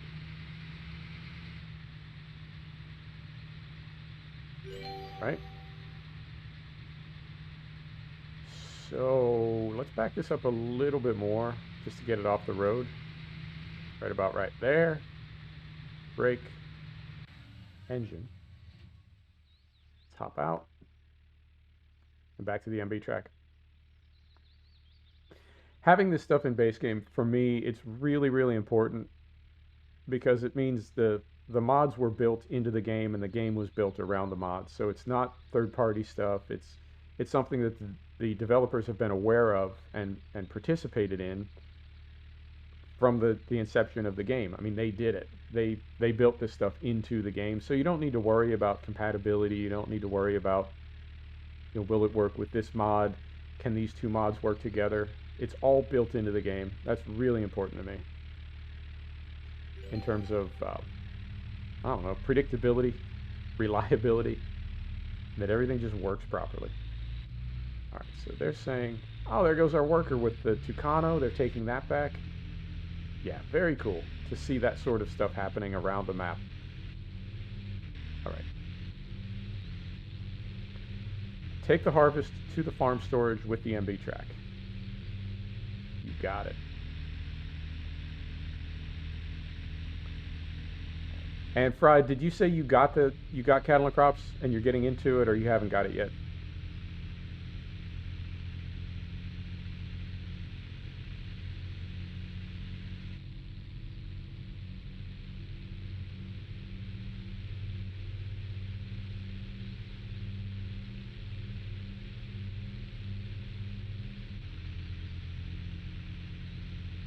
There is a whole menu. It's one of the tutorials that you go through, but there's a whole menu.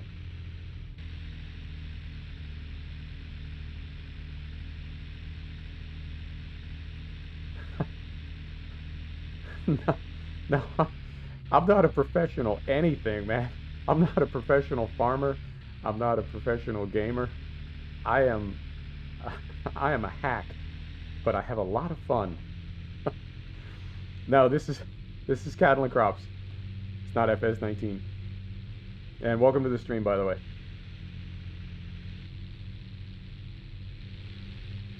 Yep.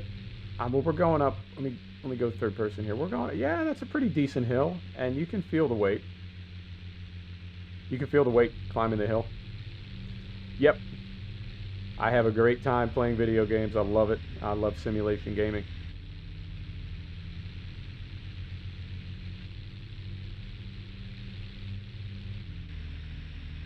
Yeah, really felt the weight coming up that hill, and then as soon as we leveled off, you could feel the speed and the power pick up. So the physics it's not perfect, and there was some buggy stuff, but as long as you know not to disconnect from a trailer when it's under any kind of like physical strain, as long as you remember not to do that, for the most part the physics is pretty flawless. I would like to see a little bit more suspension roll. Yep, it is on Steam, and it is on sale until, I want to say, till October 22nd. It's on sale. And you can find it, the easiest way to find it is under Cattle and Crops. That's what it was called for a long time. UIG just got involved with it. Oh God. Very, very reckless driving. I do apologize. UIG Toplitz just got involved with it a couple weeks ago, and that's when they added Professional Farmer, but the best way to find it is do a search for Cattle and Crops.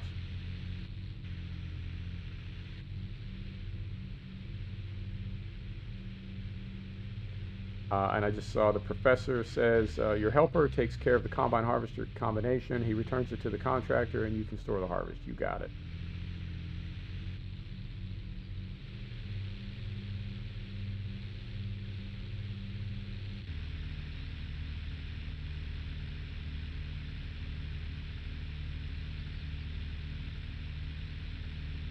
Yeah, it's a different look, and I think I also need to remind myself that the way I play FS17, the maps that I play that have custom shaders and custom lighting, and then the reshade settings that I use on ultra settings, FS17 for me doesn't look, I think, the way Giants ever intended it to look. So for me to like look out at the world now as we're driving and think, this looks so different than what I'm used to when I see the world in FS17. It's a different sim. It's a different game for one thing. But I also haven't really gone in and made any of those changes or messed with any of those settings. But I'm curious how good we can get this game looking.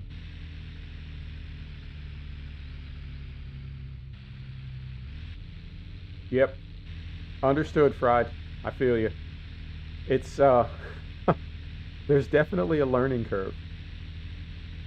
And I did not anticipate that. I was getting a little cocky, I think, because I have all those hours in Farm Sim. Like, oh, I can, you know what I mean? I can play any Farm Sim. But I'm glad that the game did kind of knock me down a little bit and force me into the tutorials, because I would have missed a lot. So it'll take a while to get through all those. But let me know what you think of it. I'm saying it's going to take a while for me to get through all of them, not you. But when you get to it and when you start making your way through those tutorials, let me know what you think of it. All right, so I'm going to go third person here. And this is, if you haven't seen this yet in any of the other streams, or if you haven't seen it in game, let me set the brake, hop out here, and we'll go take a look at this area.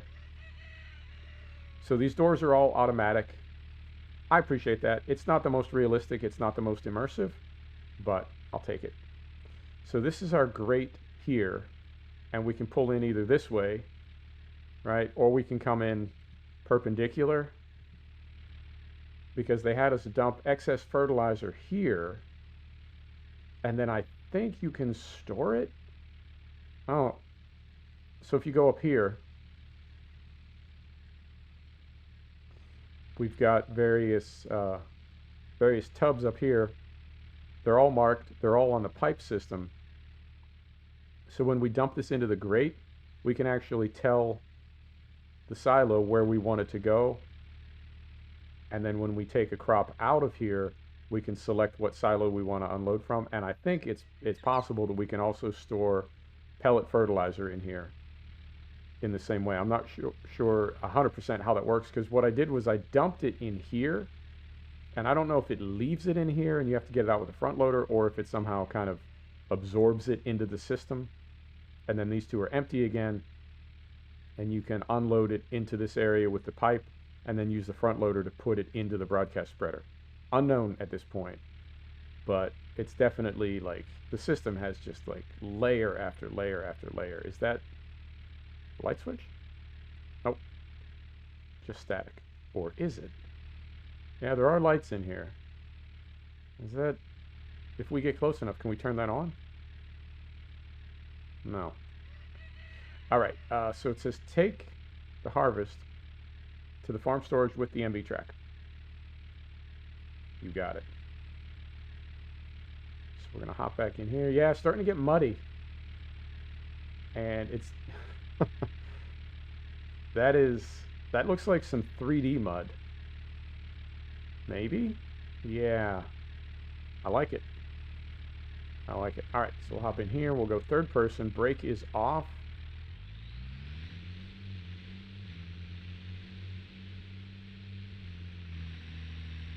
And let's make our way through here. Load the harvest into the farm storage. You got it.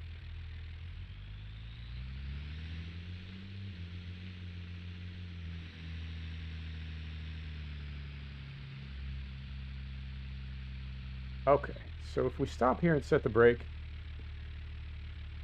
we are unloading barley, and it's not telling us specifically where, but if you go here, these are those tubs upstairs. Oh, okay, and then down here is farm fertilizer storage left and right. Perfect. So when you dump in here, you can, I guess you can dump fertilizer into the grate, and it moves it to one of those two stalls. Okay. Fried, you're taking off. Hey, thanks, man. I really do appreciate you stopping by to check out the stream. Have a good rest of the weekend. Take care. Henry, what looks great? Did you get it?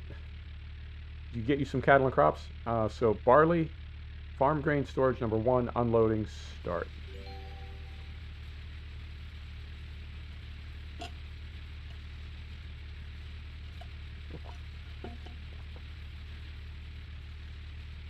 And I know I've mentioned this several times, but the unloading process for everything in this game is very, very slow. Okay. Amazing. Now you can harvest grain, and you've mastered grain transportation as well. Even the contractor praised you for how well you handled the combine. Ah, fantastic. You found it? Okay, cool. I was about to tell you, if you can't find it, there should be a link in the title, in the description, in the live stream. There should be a link to the game. All right. About 8 weeks after the grain harvest comes the grain maize harvest. No cutter bar here. Instead, the attachment is called a maize header.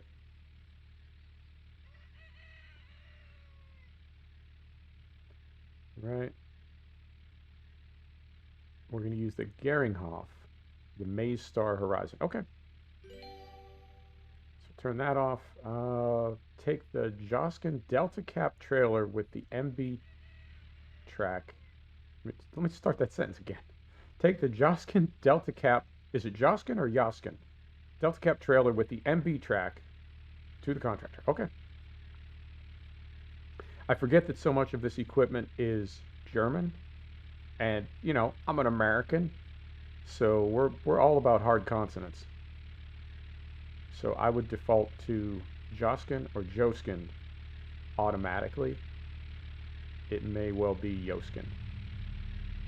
All right, brake is off.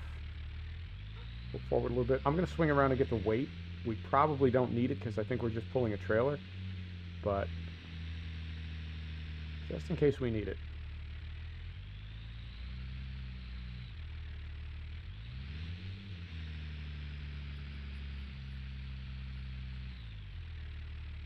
so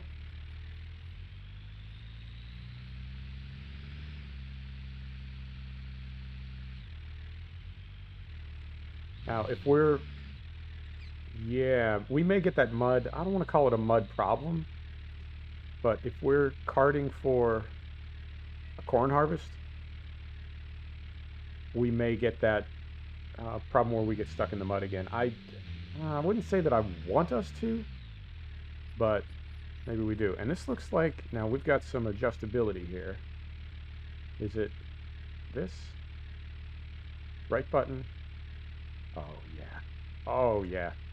So, I mean, we can't drop it down all the way, but we can drop it down a little bit, get some more weight on that front axle. Beautiful. All right, and this says we're going to go this way.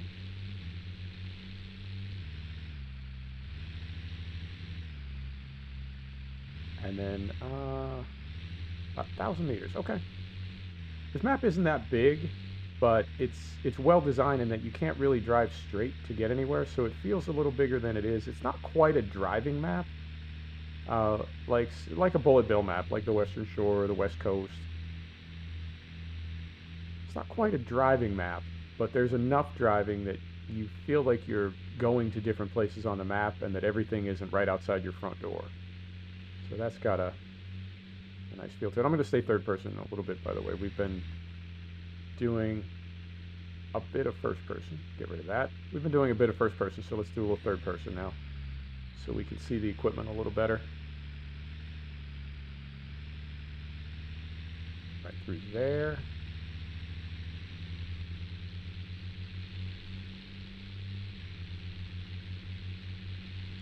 Yeah, a little bit of stutter, and it's looking sometimes like the render, almost like it's trying to render in two places at once, or it's trying to render two frames at once. Things kind of jitter back and forth. Yeah, it's doing it right there. You might be able to see it on 60 FPS. But that is, I mean, the developers, somebody posted a link earlier in chat. You might be able to scroll up to it, but they definitely want to move toward Vulkan. So good for them, man. And I've said from the beginning, as frustrated as I was with the game in early access, I still want nothing but success for the developers, both just as people, right? Just as human beings. We're all citizens of the planet. I want everybody to be successful. But I also want someone to make the realistic farm simulator that we've really been wanting. So that's, for more than anything else, that's the reason I want them to succeed, is so we get this sim that we've needed and wanted and been waiting for.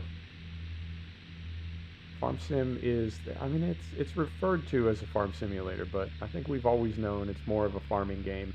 As much as we may try to mod it, it's really just a farming game. All right, so now when we get down here,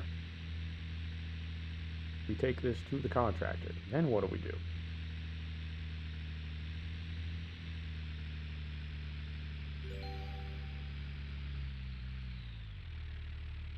All right, so let's move this out of the way a little bit. Park this right over here.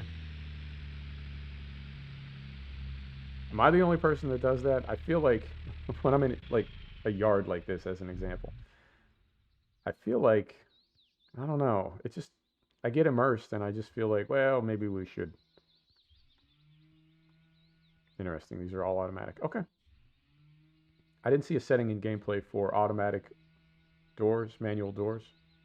I'm okay with automatic.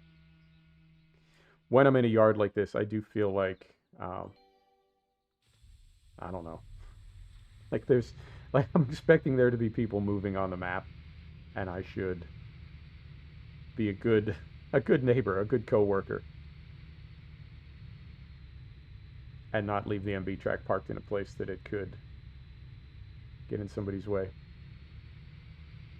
Yep, I like that as well, and I think I mentioned this. In fact, we can hop in the menu right now. Let me get out the door here.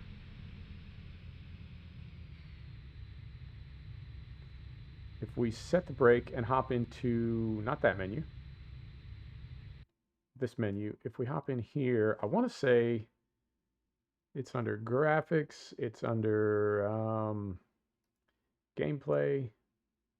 Yep, there's field of view for all three cameras. Right, so first person, chase, and driving. That's a nice quality of life detail. I'm glad they put that in there. And something else, I want to throw this your way while we're in here. So the gauges that I see on here, I'm guessing the big one in the center is speed and the one at the top is RPM. But I'm a little bit curious what this represents, and I think it may be just an animation, that it doesn't actually represent anything. I mean, I know the speed down at the bottom, the digital speed readout, that is something. But I wonder about those top 2 meters because I couldn't tie them to any type of like behavior. There was nothing that I could figure out that we were doing in real life last time I used this in a tutorial that corresponded to those displays. So, unknown. But if you know what that information means, do let me know. Alright, so we'll go get this thing hooked up. Yeah, I'm really liking first person. I'm really liking first person. I prefer first person in flight sim and in truck sim and definitely in racing.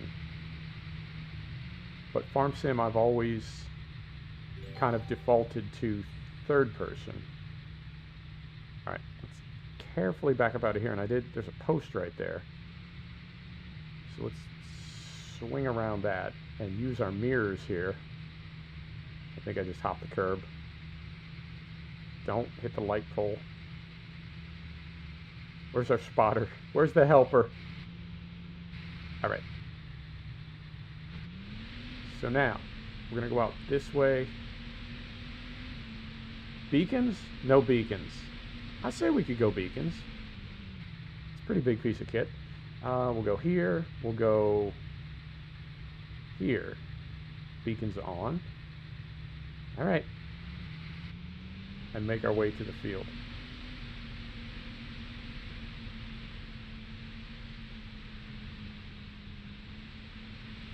I think the thing that I'm finding the most engaging about cattle and crops so far is the level of detail. It just sort of, or at least the way I'm playing it, it sort of forces you to slow down, almost in the same way that in something like truck sim, you can speed a little bit, but at some point you're going to run into traffic.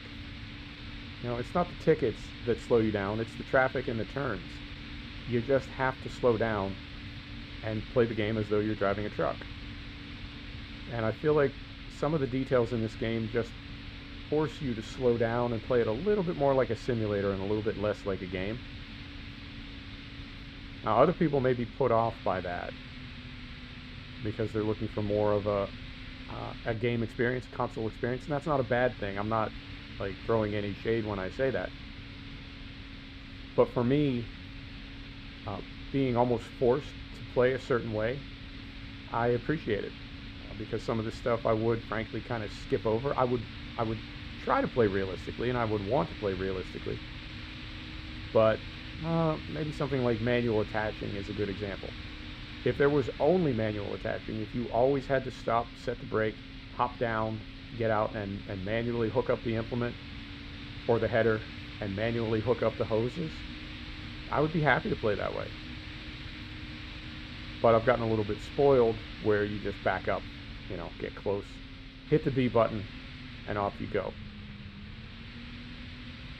So I think I'm going to make an effort to play this game as slowly and as realistically as I can.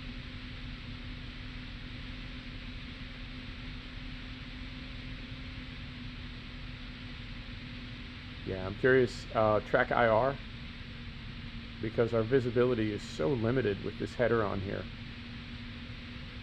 Curious how this would be with track IR and the ability to kind of lean forward and up in my seat. I keep trying to do it. I mean, you can't see me doing it, but I do keep straightening up a little bit and trying to move my head vertically up. Is there any other kind of up? Yeah, I keep trying to move my head up and see to see over that folded header as I would in Flight Sim to see up over the glare shield. Yeah, it's having first seen the graphics when the game hit full retail a few days ago, I would not have thought that it could be as immersive as it is. But the more I play it, the more immersive it gets.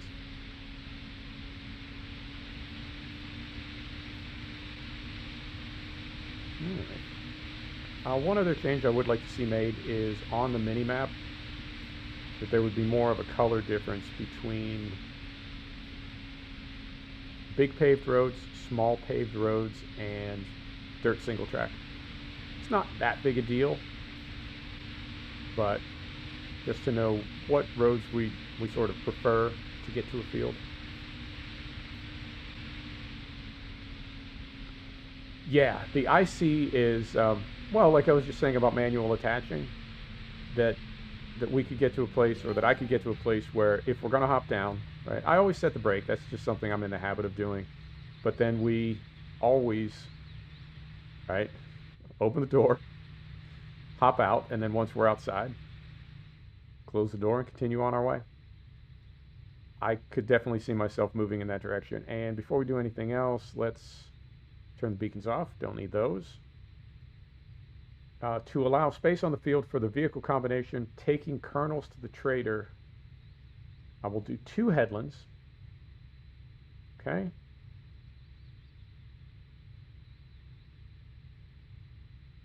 Okay.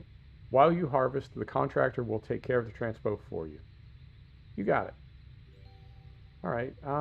And let me see. Let's go. We did a lot of the previous harvest first person. So let's go third person here.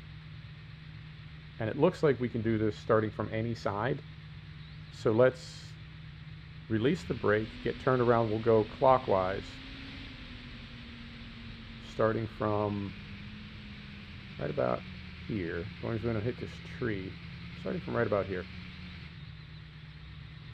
Something that I did notice about the AI, I had noticed this in the early access. I was curious if they would resolve it before full retail, but nope, wrong button.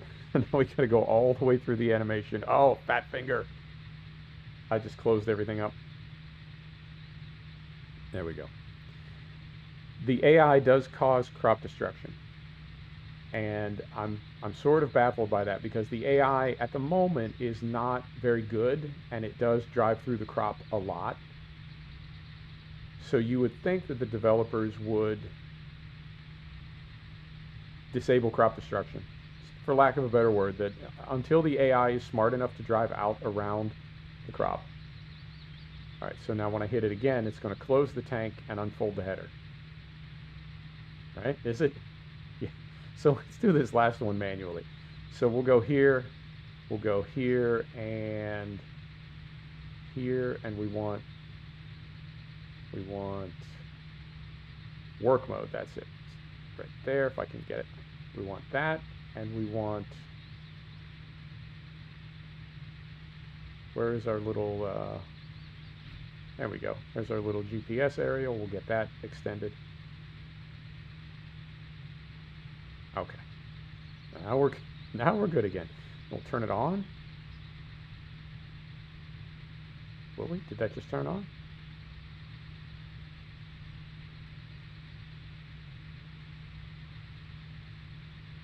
We want to turn work mode on or off. For some reason, it's not letting us turn on. I think we're out of sync on our work position. Let me try this. So if we hit that, we're completely out of sync now. So now we just turned on the work position for the chaff spreader, but that is once again closing our header. So now, if we go to the header itself, and we open that, this is going to work. I'm confident. So if you hit X, when everything is folded, it extends everything, but all of it can move independently. So then when you hit it again, it I think it interrupted the animations and everything got out of sync. So now when we hit A,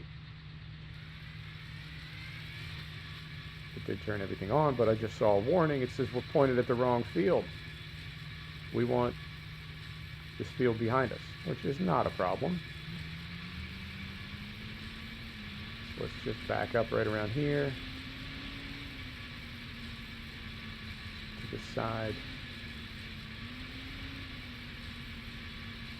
Easy enough. Okay. So yeah, we'll see how the AI performs on this field. And we want to lower. We want to lower cruise control. Here we go.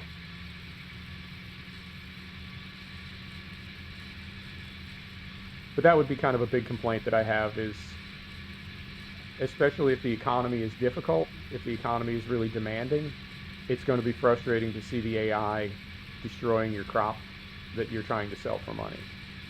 So until the AI is a little bit smarter, I'd like to see crop destruction turned off. It's similar to, is it the Pathfinder? Yeah, it's called Pathfinder in Courseplay, and it's never really worked well. But when you have a grain cart, it's only supposed to approach you when the pipe is not overcropped. So I think there's something similar, or there should be something similar in cattle and crops, but it's not working properly at the moment, and the AI will just drive straight through the crop to get to you when they're carting for you. Sorry, I was concentrating. Okay, so we get out here, we lift this, like so. We'll get turned around here.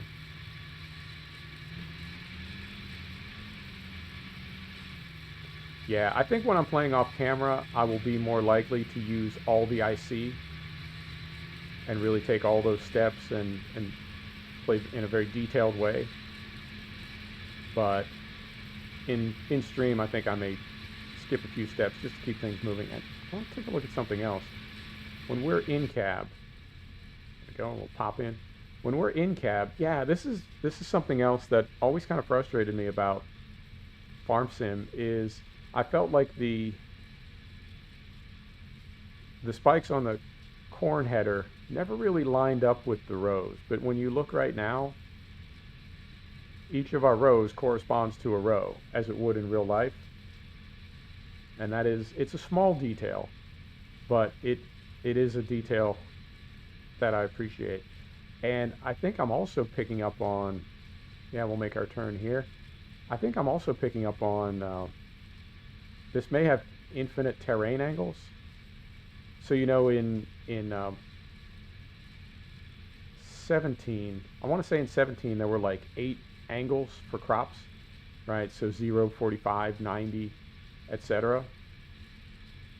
And the rows of crops always defaulted to those angles. If you go multi-terrain angle, you can bump that up. I guess you could bump it up to 360 if you wanted to, but I think most modders go with like 60 degrees. So there are a lot more angles for the crops, but it's still never really, I don't know, the header a lot of times doesn't feel like it's really lining up with the rows of crops. But what I'm seeing here, because this row, when we planted it, and this is as we planted it, it didn't, after we planted this field, it didn't repopulate it to sort of a generic planting. It kept the rows that we planted as we planted them. It even still has our tire tracks in the field. But this row behind us, we'll go third person here. Let me lift this. This row behind us, we drove down and then sort of angled around. And the rows corresponded as we were driving back up here. So we were able to keep our corn header aligned perfectly with the rows.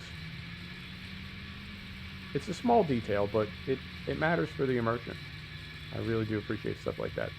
All right, so we're back in first person. Pull forward a little bit. And we'll just, yeah, we'll put this right here, right in front of us. Right between these 2 rows right here, and just be on our way. Yeah, it's a very slow game. It's a very almost kind of a stately game. Does that make sense? I don't know. It's hard to describe, but it's got a very it's not a serious feel. I mean, it's a video game. It's fun to play, but it's got, uh, I don't know. I'm running out of words. It it works. It works, and I really feel like I can sort of recognize what the developers were intending, what they were going for, and it just feels like the farm sim that we've been after. So good on them, man. I'm glad they stuck it out. I'm glad they put up with, well, people like me. And I never really, I was never really shit talking the game, and I definitely stressed to the developers during the contact that I had with them that I wanted the game to succeed. I always have wanted the game to succeed. So good on them for sticking through it. Hang on, something just popped up here. Liam, I am already loving this game. And the more I play of it, the more I like it. Now, I am, in fairness, I am sort of bracing myself for a big, I don't know, some big bugged out tutorial or something, you know, something to go wrong. But that's just, I think, me being cautious. And I also have to keep reminding myself that this is not going to replace the Farm Simulator franchise for me. As much as I love Farm Simulator, I intend to keep playing it. And I think also we need to be realistic that there's one map for this game, and the equipment, I anticipate it's going to expand, but at the moment there's not a ton of equipment. So this is going to, for me, it's going to be a parallel to Farming Simulator. I'm going to play these two side by side, different types of sims and a different play style.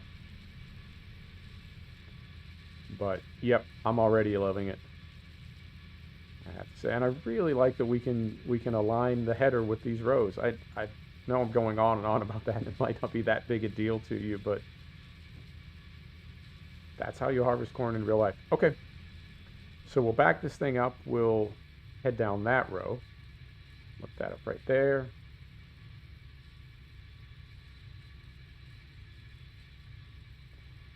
They're doing the functionality now. Once that's sorted, the graphics and equipment will be next on their list. Yeah, I'll take it. And if you weren't here earlier talking about different sims and different games and how, you know, all of them have, oh, careful. All of them have almost like a different feel, a different way of playing the game. And I feel like this one is going to be all about the mechanics. I don't know if this is ever going to be a graphically super engaging game, but I feel like what it is that I'm doing and the way that the game is requiring me to do it that's what I'm finding to be most immersive about it.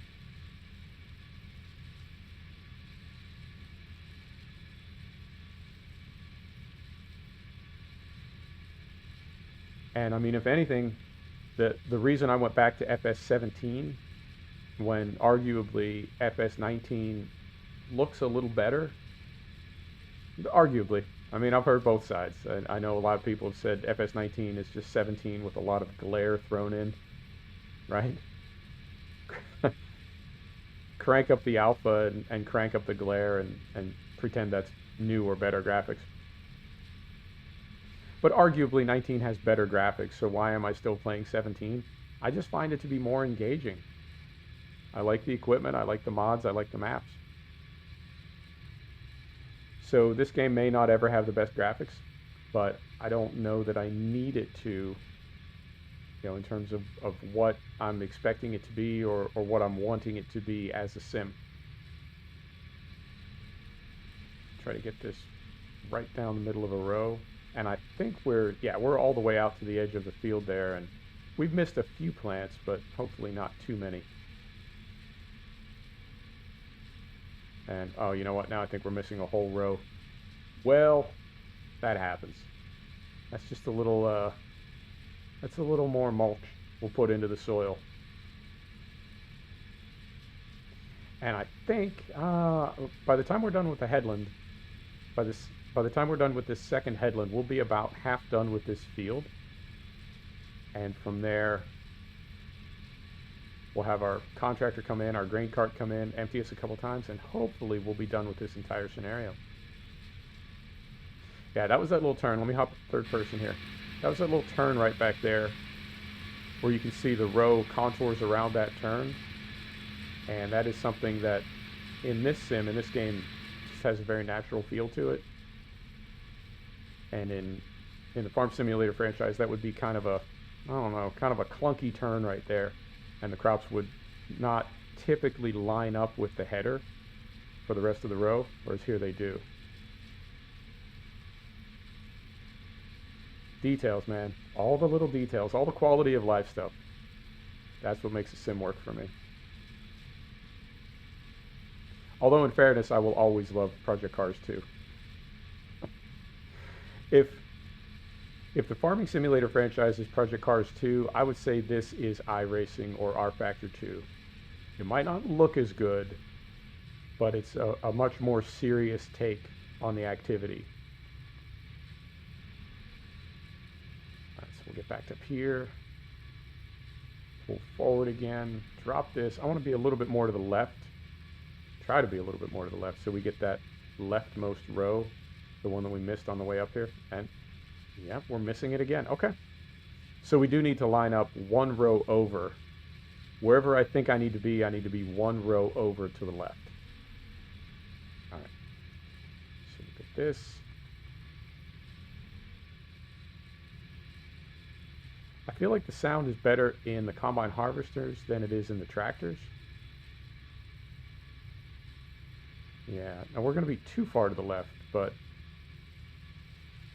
I'm sticking with it. I don't want to miss a row again. Yeah, I feel like the sound is a little better in the... Oh, God. I feel like it's a little better in the combine harvesters than it is in the tractors. But again, that MB track is... I think it may be the original vehicle from the game. If that's the case, that would make it the oldest vehicle from the game. And something that I've sort of realized about developers is the early content for a game or a sim is very often the worst, because it's the content that is made when that developer or that studio has the least experience with the project that they're starting. I was in, when we did the live stream in ETS yesterday, we were in some of the oldest parts of the map, and the ramps and the curves in the freeway are, it's almost like a cartoon. They're so unrealistically, they're just way too tight. Way too tight. The ramps are shorter than anything you would see in real life, and the turns on the freeway are, you would never see a turn that sharp, that tight on a US freeway, on an Autobahn. You wouldn't see it. But those were the parts of the map that was made when SCS was just figuring out how to make a truck simulator. So the fact that the sound is better on the combine harvesters, I think, could just indicate these were made months, or in some cases maybe years later. Pull over here a little bit, try to get this row right here. So we get that, yeah. See, I was tempted to go one more to the right, but had we done that, we would have missed that row out to the left. So yeah, living and learning, we're getting it.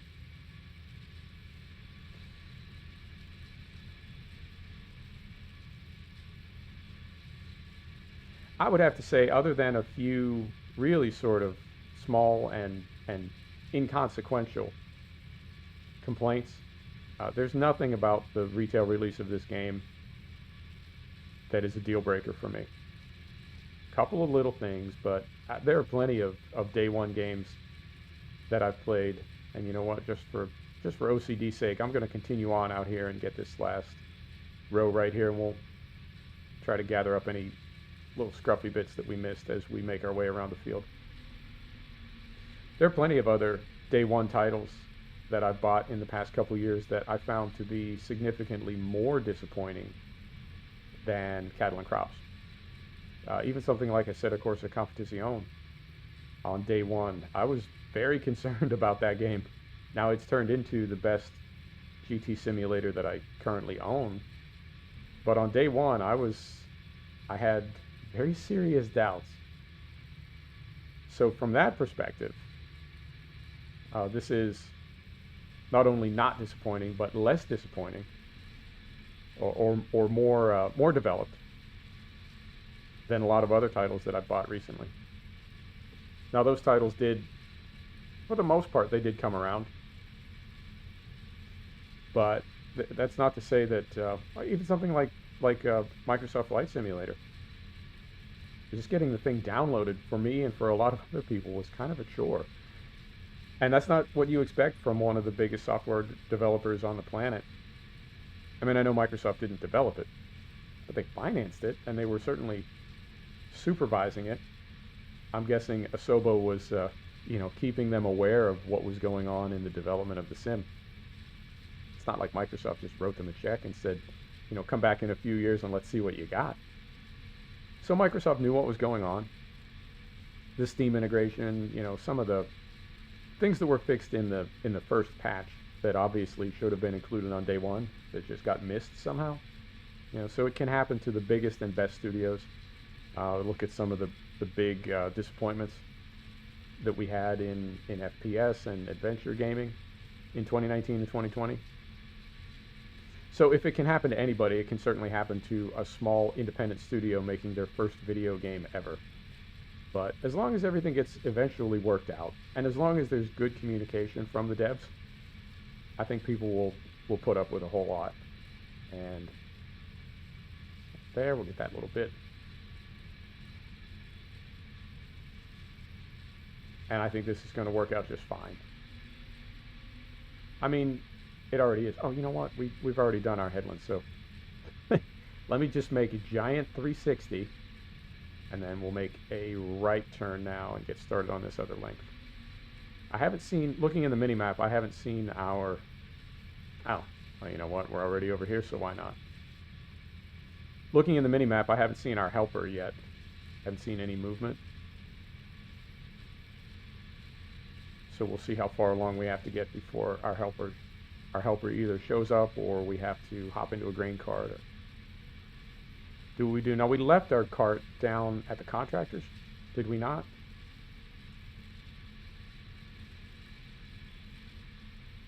So I don't know if they're going to show up themselves or how would we do this? We wouldn't drive it back there full, would we?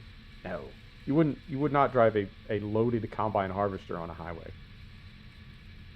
No, I don't think that's a thing. Oh. Hang on. I just noticed our tank is full, but our field is only half harvested. So, let's carefully back up. Pretend you didn't see that. You saw nothing. All right. What do we do? I'm going to put it back in gear. I'm going to set the brake. Can we hop in our other vehicle? How do we do this? So if we go here, and then we go to our fleet. Can we enter? I mean, I guess we have to. All right. I don't know if this vehicle was meant to follow us up there, but it did not. Now, next question is, how do we get there? Let's take a look at the map. Whoa. Ah, okay. It is, hang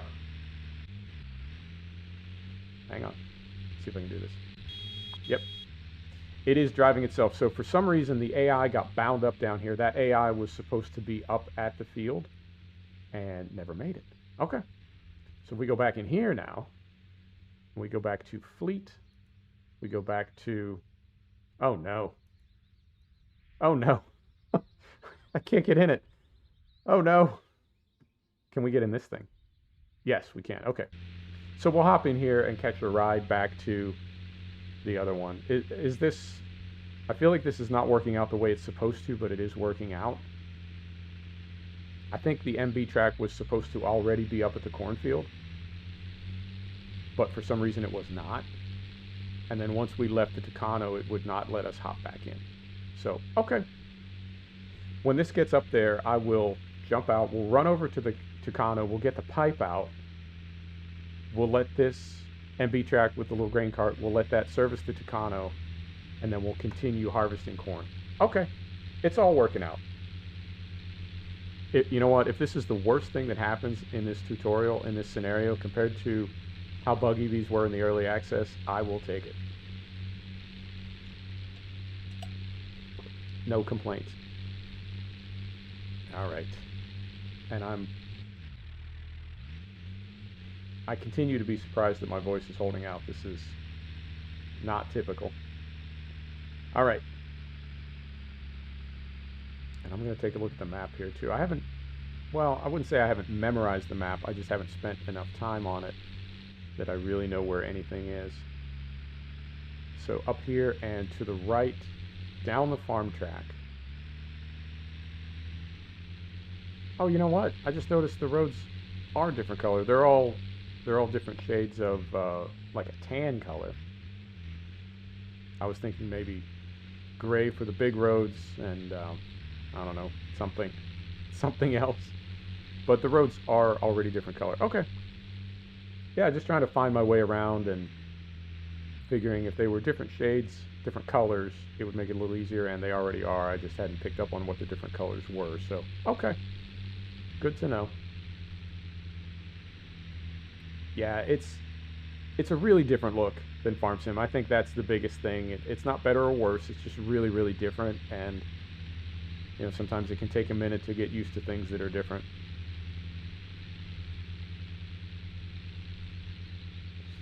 Yeah, I was looking, when we were in the Tucano, I was looking up at the meter in the top left for the progress in the field rather than watching how full the tank was. Now, I had spun my head around one time and looked at the tank, and it was nearly full, but I didn't make the connection that it was like nearly full. That's on me. All right, so I'm going to hop out, leap of faith, and we'll go over here, and I assume this grain cart is like ready to go. We just need to get the pipe out, and I don't know if we need to call it or not, but we'll get the pipe out and get this process moving as well. Okay. So we hop right in here. Hop right in here, I said. Oh. Oh no. Oh no. It's not letting us hop in. What to do? Man, I would hate to like bring us this far and then not be able to complete this. Now, I know in I know in Farm Sim, let's go to Fleet. I know in Farm Sim when you recover, you lose everything that is in the tank. We can recover farm field. Yeah, I think when I hopped out of this vehicle, I think I bugged it out permanently.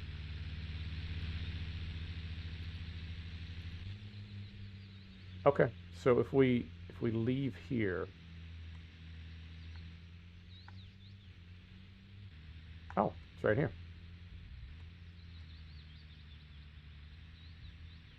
But it still says we can't get in it, right? It was not giving us the option to enter it. And I mean, it's still open. It's not giving us the option to enter it. And I think that means that when we come over here, we won't be able to get into it either. So I think as soon as we hopped out, I think that bugged the mission. Let's see if we can get in. It is still full though. That's a good thing. Is there anywhere over here where we can get into it? No. So let's try this. If we hop in here, it's not letting us get in here. All right, easy. If we get in here, okay. Now let's look in key bindings. Is there a way to tab to the next vehicle? Next vehicle, tab. Let's see if it lets us do this. No, there's no way we can get back into the Tucano. Well,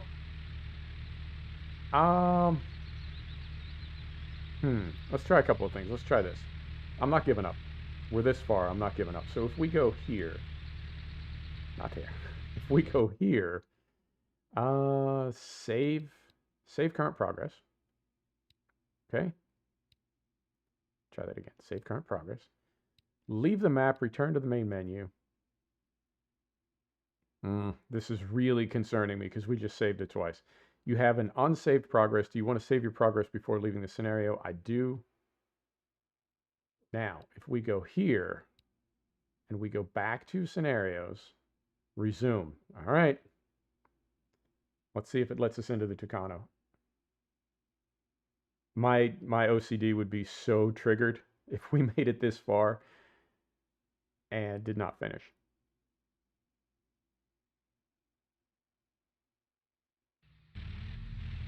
All right, and then tab. Can we tab into the next vehicle? Beautiful. That's so scary. So scary. All right, so we want the pipe out. Right? And when we extend the pipe, does our helper, look at this, beautiful. Our helper pulls in, right? And then we're gonna go down here. And I mean, it's not the prettiest animation, but it's making its way in there. All right, and yeah, fingers crossed, Henry. Oh, you know what? These were the sorts of bugs that were present in the early access. The difference was there was no way to solve them or fix them or work around them. So, yep. I mean, it's not the prettiest, but as long as we can continue making progress, then it's something you can laugh about and have a good time playing a video game. It's when things really go tits up or that you can't fix it, right? And you lose all that progress. It's at that point that I say, well, you know what? I'll play something else. There are plenty of other titles that I own. I'll play something else that doesn't frustrate me. And I think that's when developers, that's when they lose fans. That's when a title loses fans. Okay, next thing we need to do, we're going to put the pipe away.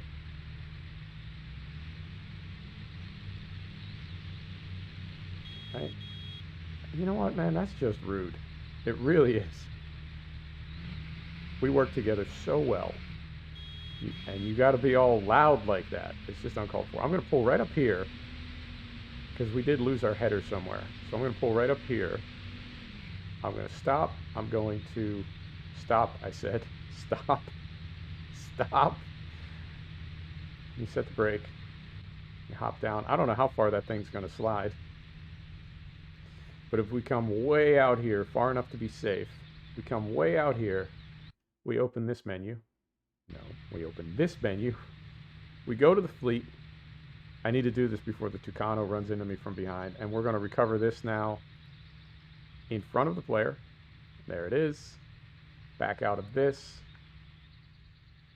Get back in here. We'll pick up our header. We'll make our last few passes. Yeah, that's... Well, like Liam was just saying, you know, they're working on functionality. That's not a game-breaking bug right there, but it's something that definitely needs to be resolved.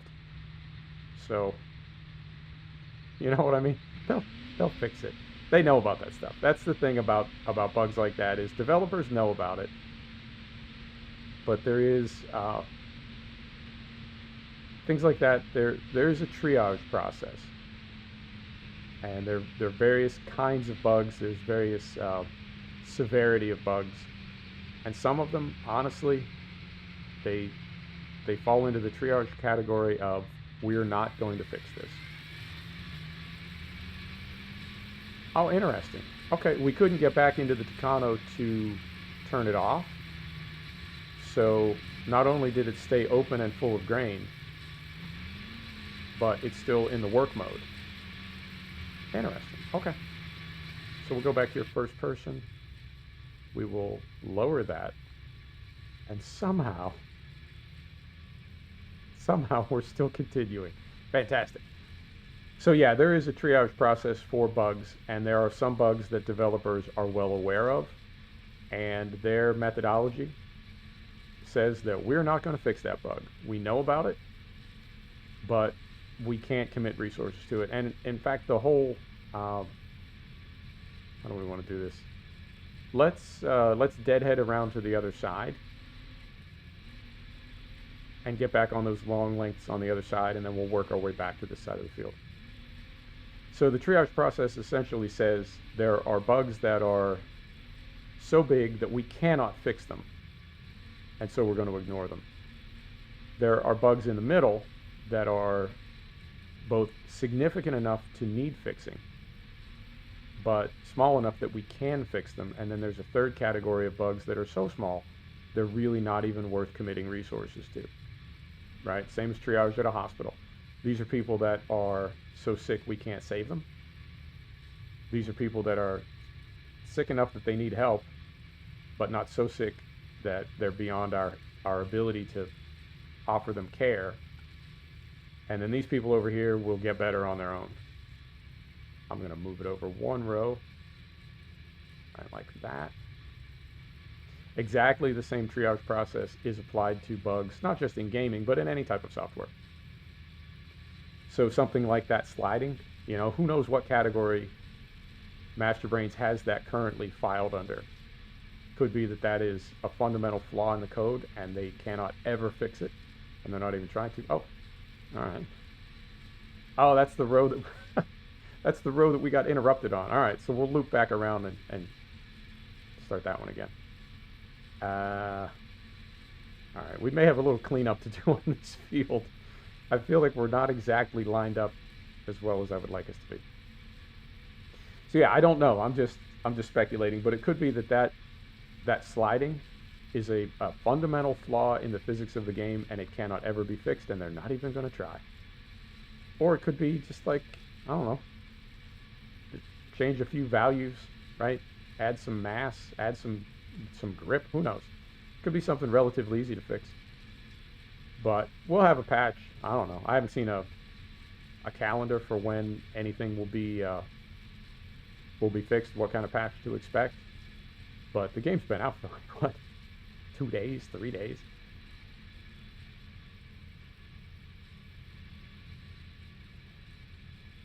Flipped around here. All right, so yeah, we're all kind of discombobulated. But if we can get these ends trimmed off and get ourselves sorted out from that angle, then we can, yep, drop right there. We want that there. Yeah, I don't know what it is about having this lined up properly that is just me and my OCD are having a great time sorting this out, but it feels like harvesting requires more precision, maybe, than in the Farming Simulator franchise, and that's something that I'm enjoying. You know, trying to keep this centered in here. It's like trying to, I don't know, fly an approach pattern in Flight Sim, or when you're in traffic on a freeway in Truck Simulator, right? When you've got a Jersey barrier on one side and a great big truck going 70 miles an hour on the other side, and you really need to keep it kind of centered in there. It's that same sort of, precision is the best word that comes to mind. Yeah, it's definitely fun, and it's not demanding. I mean, it's nothing that's like making my head hurt or anything. It's certainly a lot more relaxing than something like iRacing. Yeah, I'll clean this up. Well, I don't even think we'll have to clean it up, because once we get done to a certain percentage of the field, it's going to end the scenario. But in the future, I'll be more aware of both how we put the rows in, right? Like we've got this is one of our underlaps that I thought would not be a big deal. And it sort of isn't a big deal. The row that's missing would actually be a row and would go right between those two. Oh, what are those? Those aren't spreaders, are they? Oh. But whatever they are, that row that's missing would fit right in there, so no problem there. But I think it's important to really use the field guidance system and not have any overlap or any underlap, or as much as possible, you know, try to avoid that. So in the future, yeah, we'll make more of an effort on that, but it's kind of a live and learn thing. Oh dear, now we're like all off center. There we go. It is kind of a live and learn thing. You know, there are details and requirements in this game that I just am not familiar with and have never had to, uh, for lack of a better word, never had to take things that seriously in the Farming Simulator franchise. So that is a good thing. All right, and we want to line this up. That's 1, 2. This is going to go here. Yep, it's going to go right there.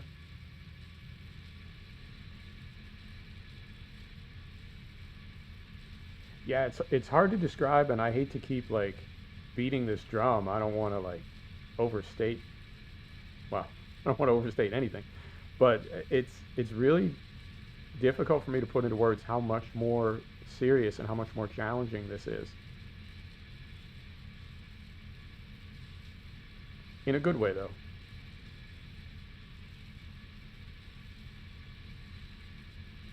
All right, so that's the end of that row.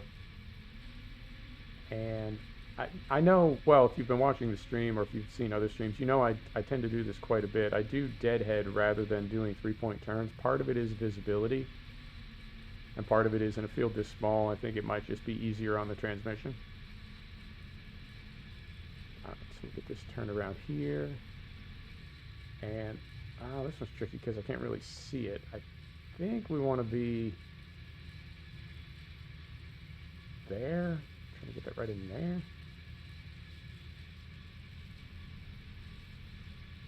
Yeah. Yep, I think that lines up. And how's our meter doing? Our meter's doing good, and our tank is at about 1/3. Okay. And oh, you know what? Hang on. First, we got to go back here and straighten that out a little bit. And then, I was curious if that window was offset to the right, because farmers look over their right shoulder. I didn't know if that window into the grain tank would be offset to the... What is happening now? We're driving all over the place. If that window would be offset to the right, because that's where farmers tend to look when they want to see something behind them.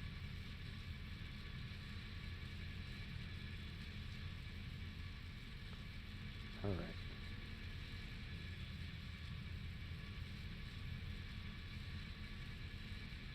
So right out there, and yeah, we missed the side of that row. Lift that up. And then right down here.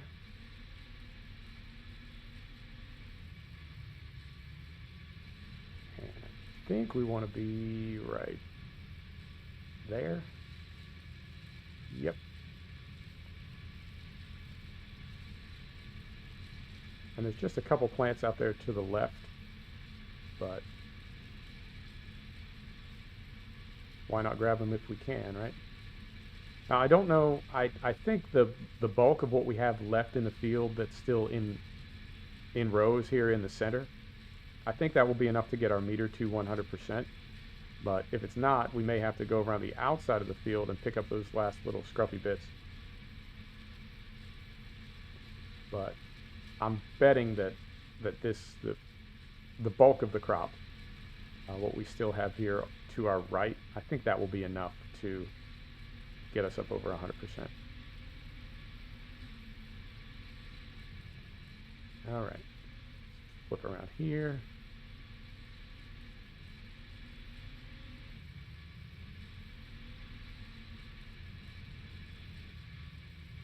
All right,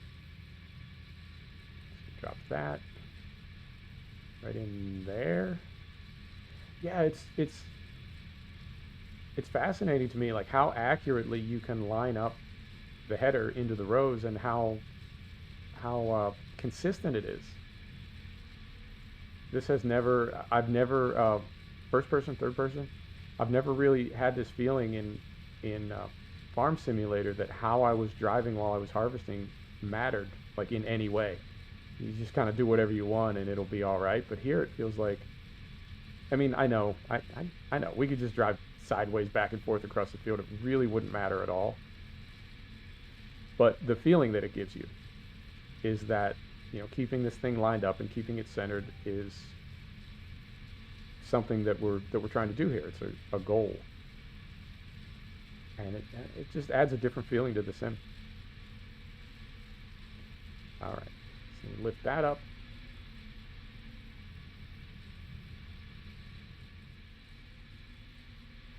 And I am going to, next live stream, we will try track IR because we're spending so much time first person. Why not, right? All right, so we put this one right here, I think. Cruise control on. Here we go.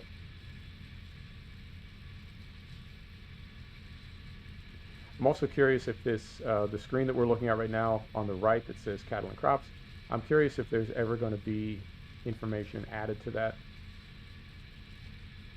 I hope there is. I feel like, I mean, it's been seriously a couple of years, but I feel like there's been, there was maybe, like there used to be something on there. I could be wrong about that, but I'd like to see that converted into some type of an information panel, as it would be in real life. All right, so we've got one more length here. And if this doesn't do it, oh, there we go.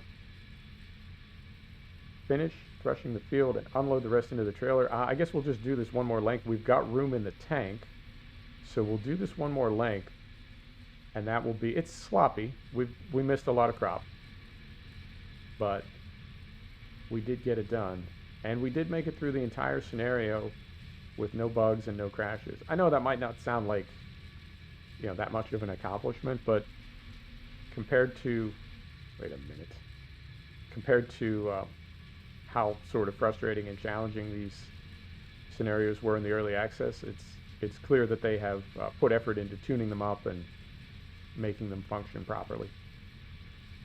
All right, so if we put our pipe out now, you know what, I'm not even going to mess with it. I was curious, if we put our pipe out now, would that bring the cart in?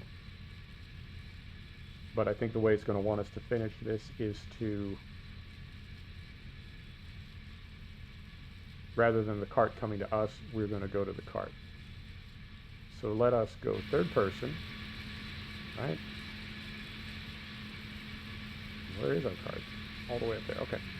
So we're going to lift this, we're going to turn everything off.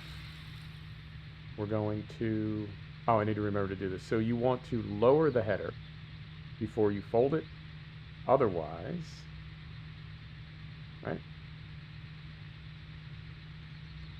Otherwise, as it comes in across the top, it can hit the front of the cab.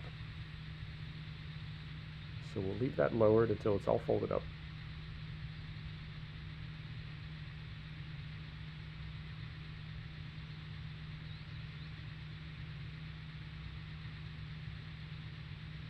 All right.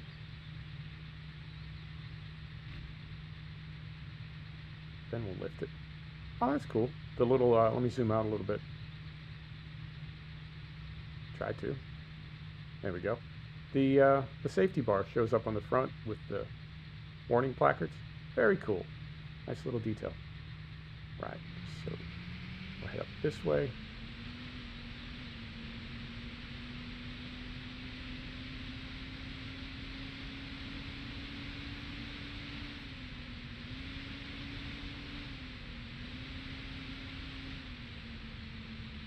And we're going to stop. We'll get the pipe out.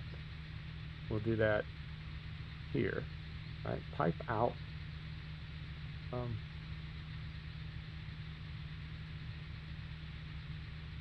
Straw spreader is active. All right, let's do this first. And then we need to, I think we're out of sync again because we folded the header. I think when we try to fold,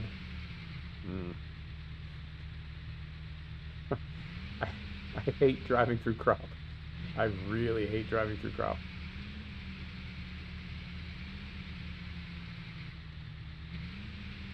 See if we can swing it. Right about there. Right about there. Okay. So let me go back here. Beautiful.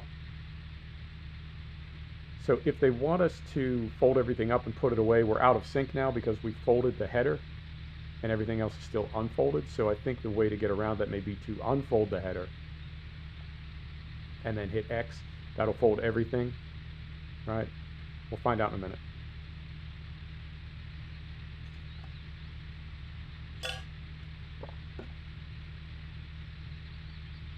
And I think this trailer is going to hold 2 full tanks. Well, the second tank wasn't full, but I think it's going to hold all this. Okay. That just about fits. You need to drive the maize kernels to the trader yourself. He will drive the combine harvester back to the contractor, and you can make your way to the trader with the tractor-trailer combo. You got it. So we'll go here. We'll put the pipe away, just to be good, responsible farmers. We'll set the brake, right? Good there. And we're going to go first person. We're going to go IC, right?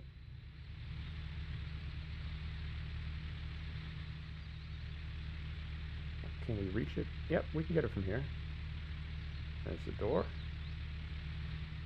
Yeah, I mean, I don't know if I would do this every time, but I really do like that it's built in.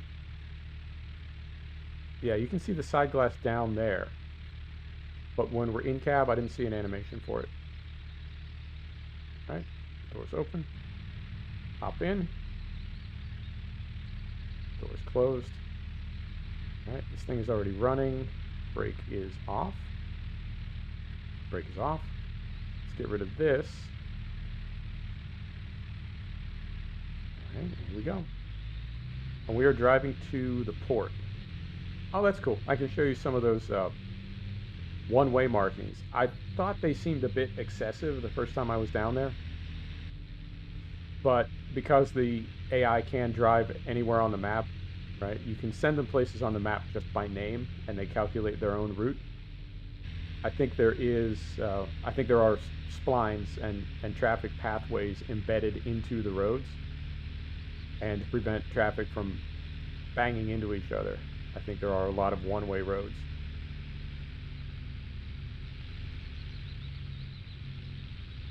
All right, and that is foot to the floor right there. So if we go third person, yeah, climbing a bit of a hill, and you really can't feel the weight when you've got a heavily loaded trailer. It's well done.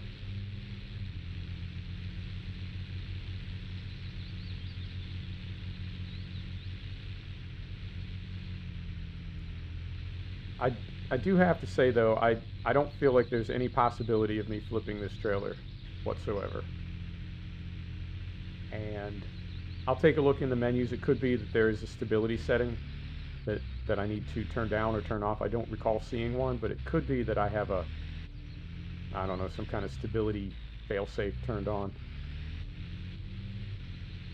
If not, then the vehicles are almost unnaturally stable. That may be something the developers plan on addressing later. It may not be, but I don't necessarily feel, I can feel front to back weight as far as going up hills and braking, but I don't feel any side to side weight. All right.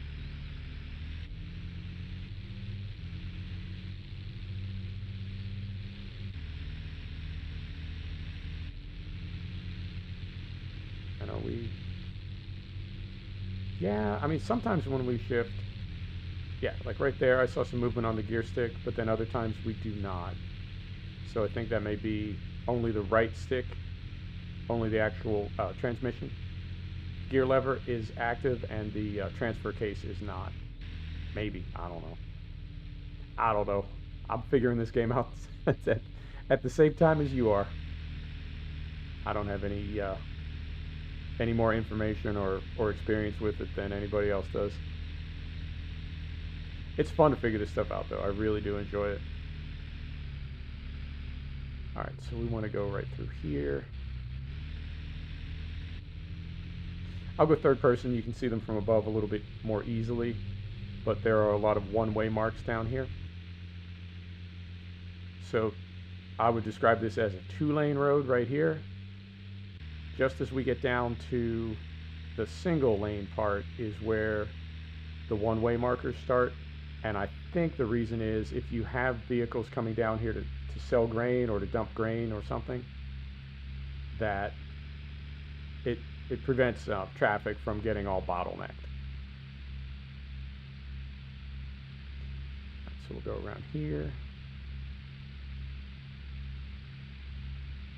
And then right in here,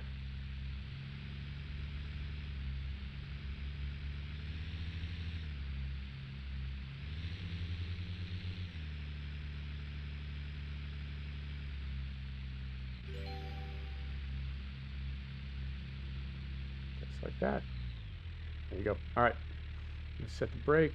And you can do this, I don't know if you know this, but you can do this manually as well. You can select your trailer and tell it to dump, right? Yes?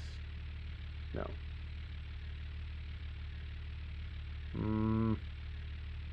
Why am I not seeing it? I want to say there's a command here. Well, we can just try it. Let's try this. Oh, okay, that controls what your dump side is. But if we wanted to, why am I not seeing it? Interesting. Okay. I would have thought that it would be in there, but I'm not seeing it. So now we can just go here. Yeah, I'll have to look that up. I was almost positive that there was a command in there to tip, but obviously I'm wrong. Okay. And crop pricing. Much more realistic in this sim.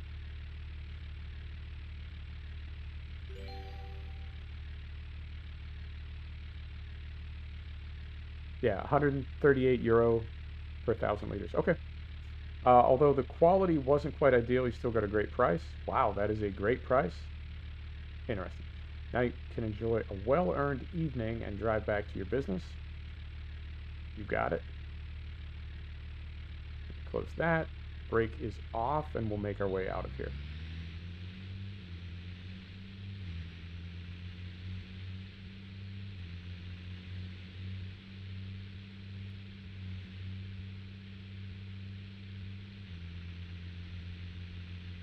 Now, in fairness, I've seen I've seen that other menu or that other pop-up on the silage trailers when you go to the clamps either on the farm or at the DGA. So that could be, I mean, I could just be mistaken. That's probably the easiest explanation. But the other is the different trailers have different functionality in the radial menu.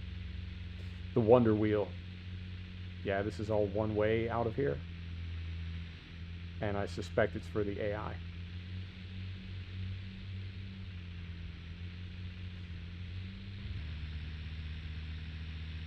All right, so right back through here. And we've got, yeah, I mean, the farm is in the center of the map, so I can't say we're driving all the way across the map to get back to it, but the map is laid out in a way that there is just enough driving to be interesting, just enough driving to feel like you're not doing everything in your own backyard, that you are going places, but not so far spread out that you're driving all over the place and spending all your time driving rather than farming. It's well balanced in that way.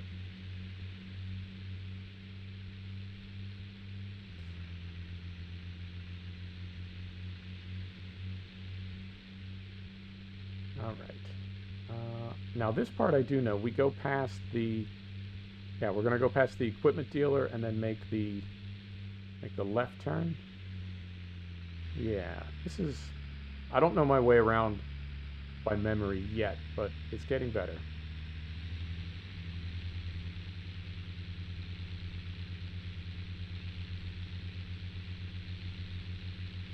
Yeah, there's a nice weight and a nice momentum to the vehicles when you're climbing and descending hills. Not so much side to side, but they do have a realistic feel to them, and you can definitely feel the difference between loaded and empty.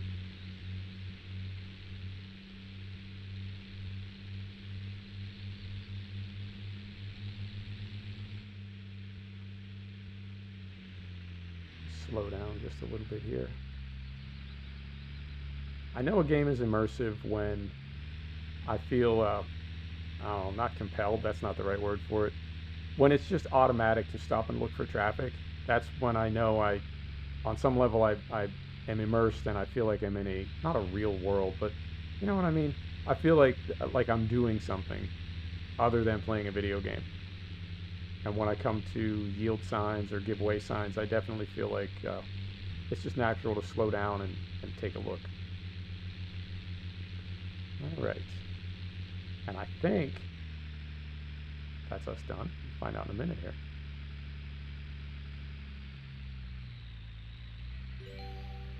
All right. Congrats. In this scenario, you sowed the summer barley and maize and harvested in summer and fall. You gained knowledge of important agricultural processes in the process. Awkward sentence. Have a nice evening. Well, you have a nice evening too, Professor. How'd we do? All right.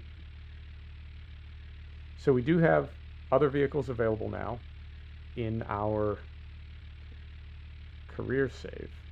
And we want this, yeah, we want to go here. We got 500 XP. So if we go here now, because we completed seed to harvest, we now have the grass is always greener. So this one is a lot shorter. This one is like half the length. So maybe next live stream we do this one, grass and hay.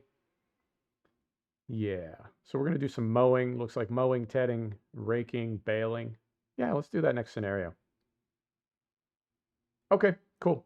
This will be the next stream. 1,000 XP. I'll take it. And then 2,000 XP. Do they keep going up? Yep, they sure do. 3,000 and 3,500. Beautiful. All right. Thanks, everybody. Thanks for checking out the live stream. I do appreciate it. And I'll be back tomorrow. Let's do more Euro Truck tomorrow, either Euro Truck or Flight Sim, so we can check out the new trailers. And then we've got a new DLC coming for Train Sim World 2 on the 22nd. That's going to be German high-speed rail near Munich. So look for that as well. Thanks, everybody. I do appreciate you. Take care.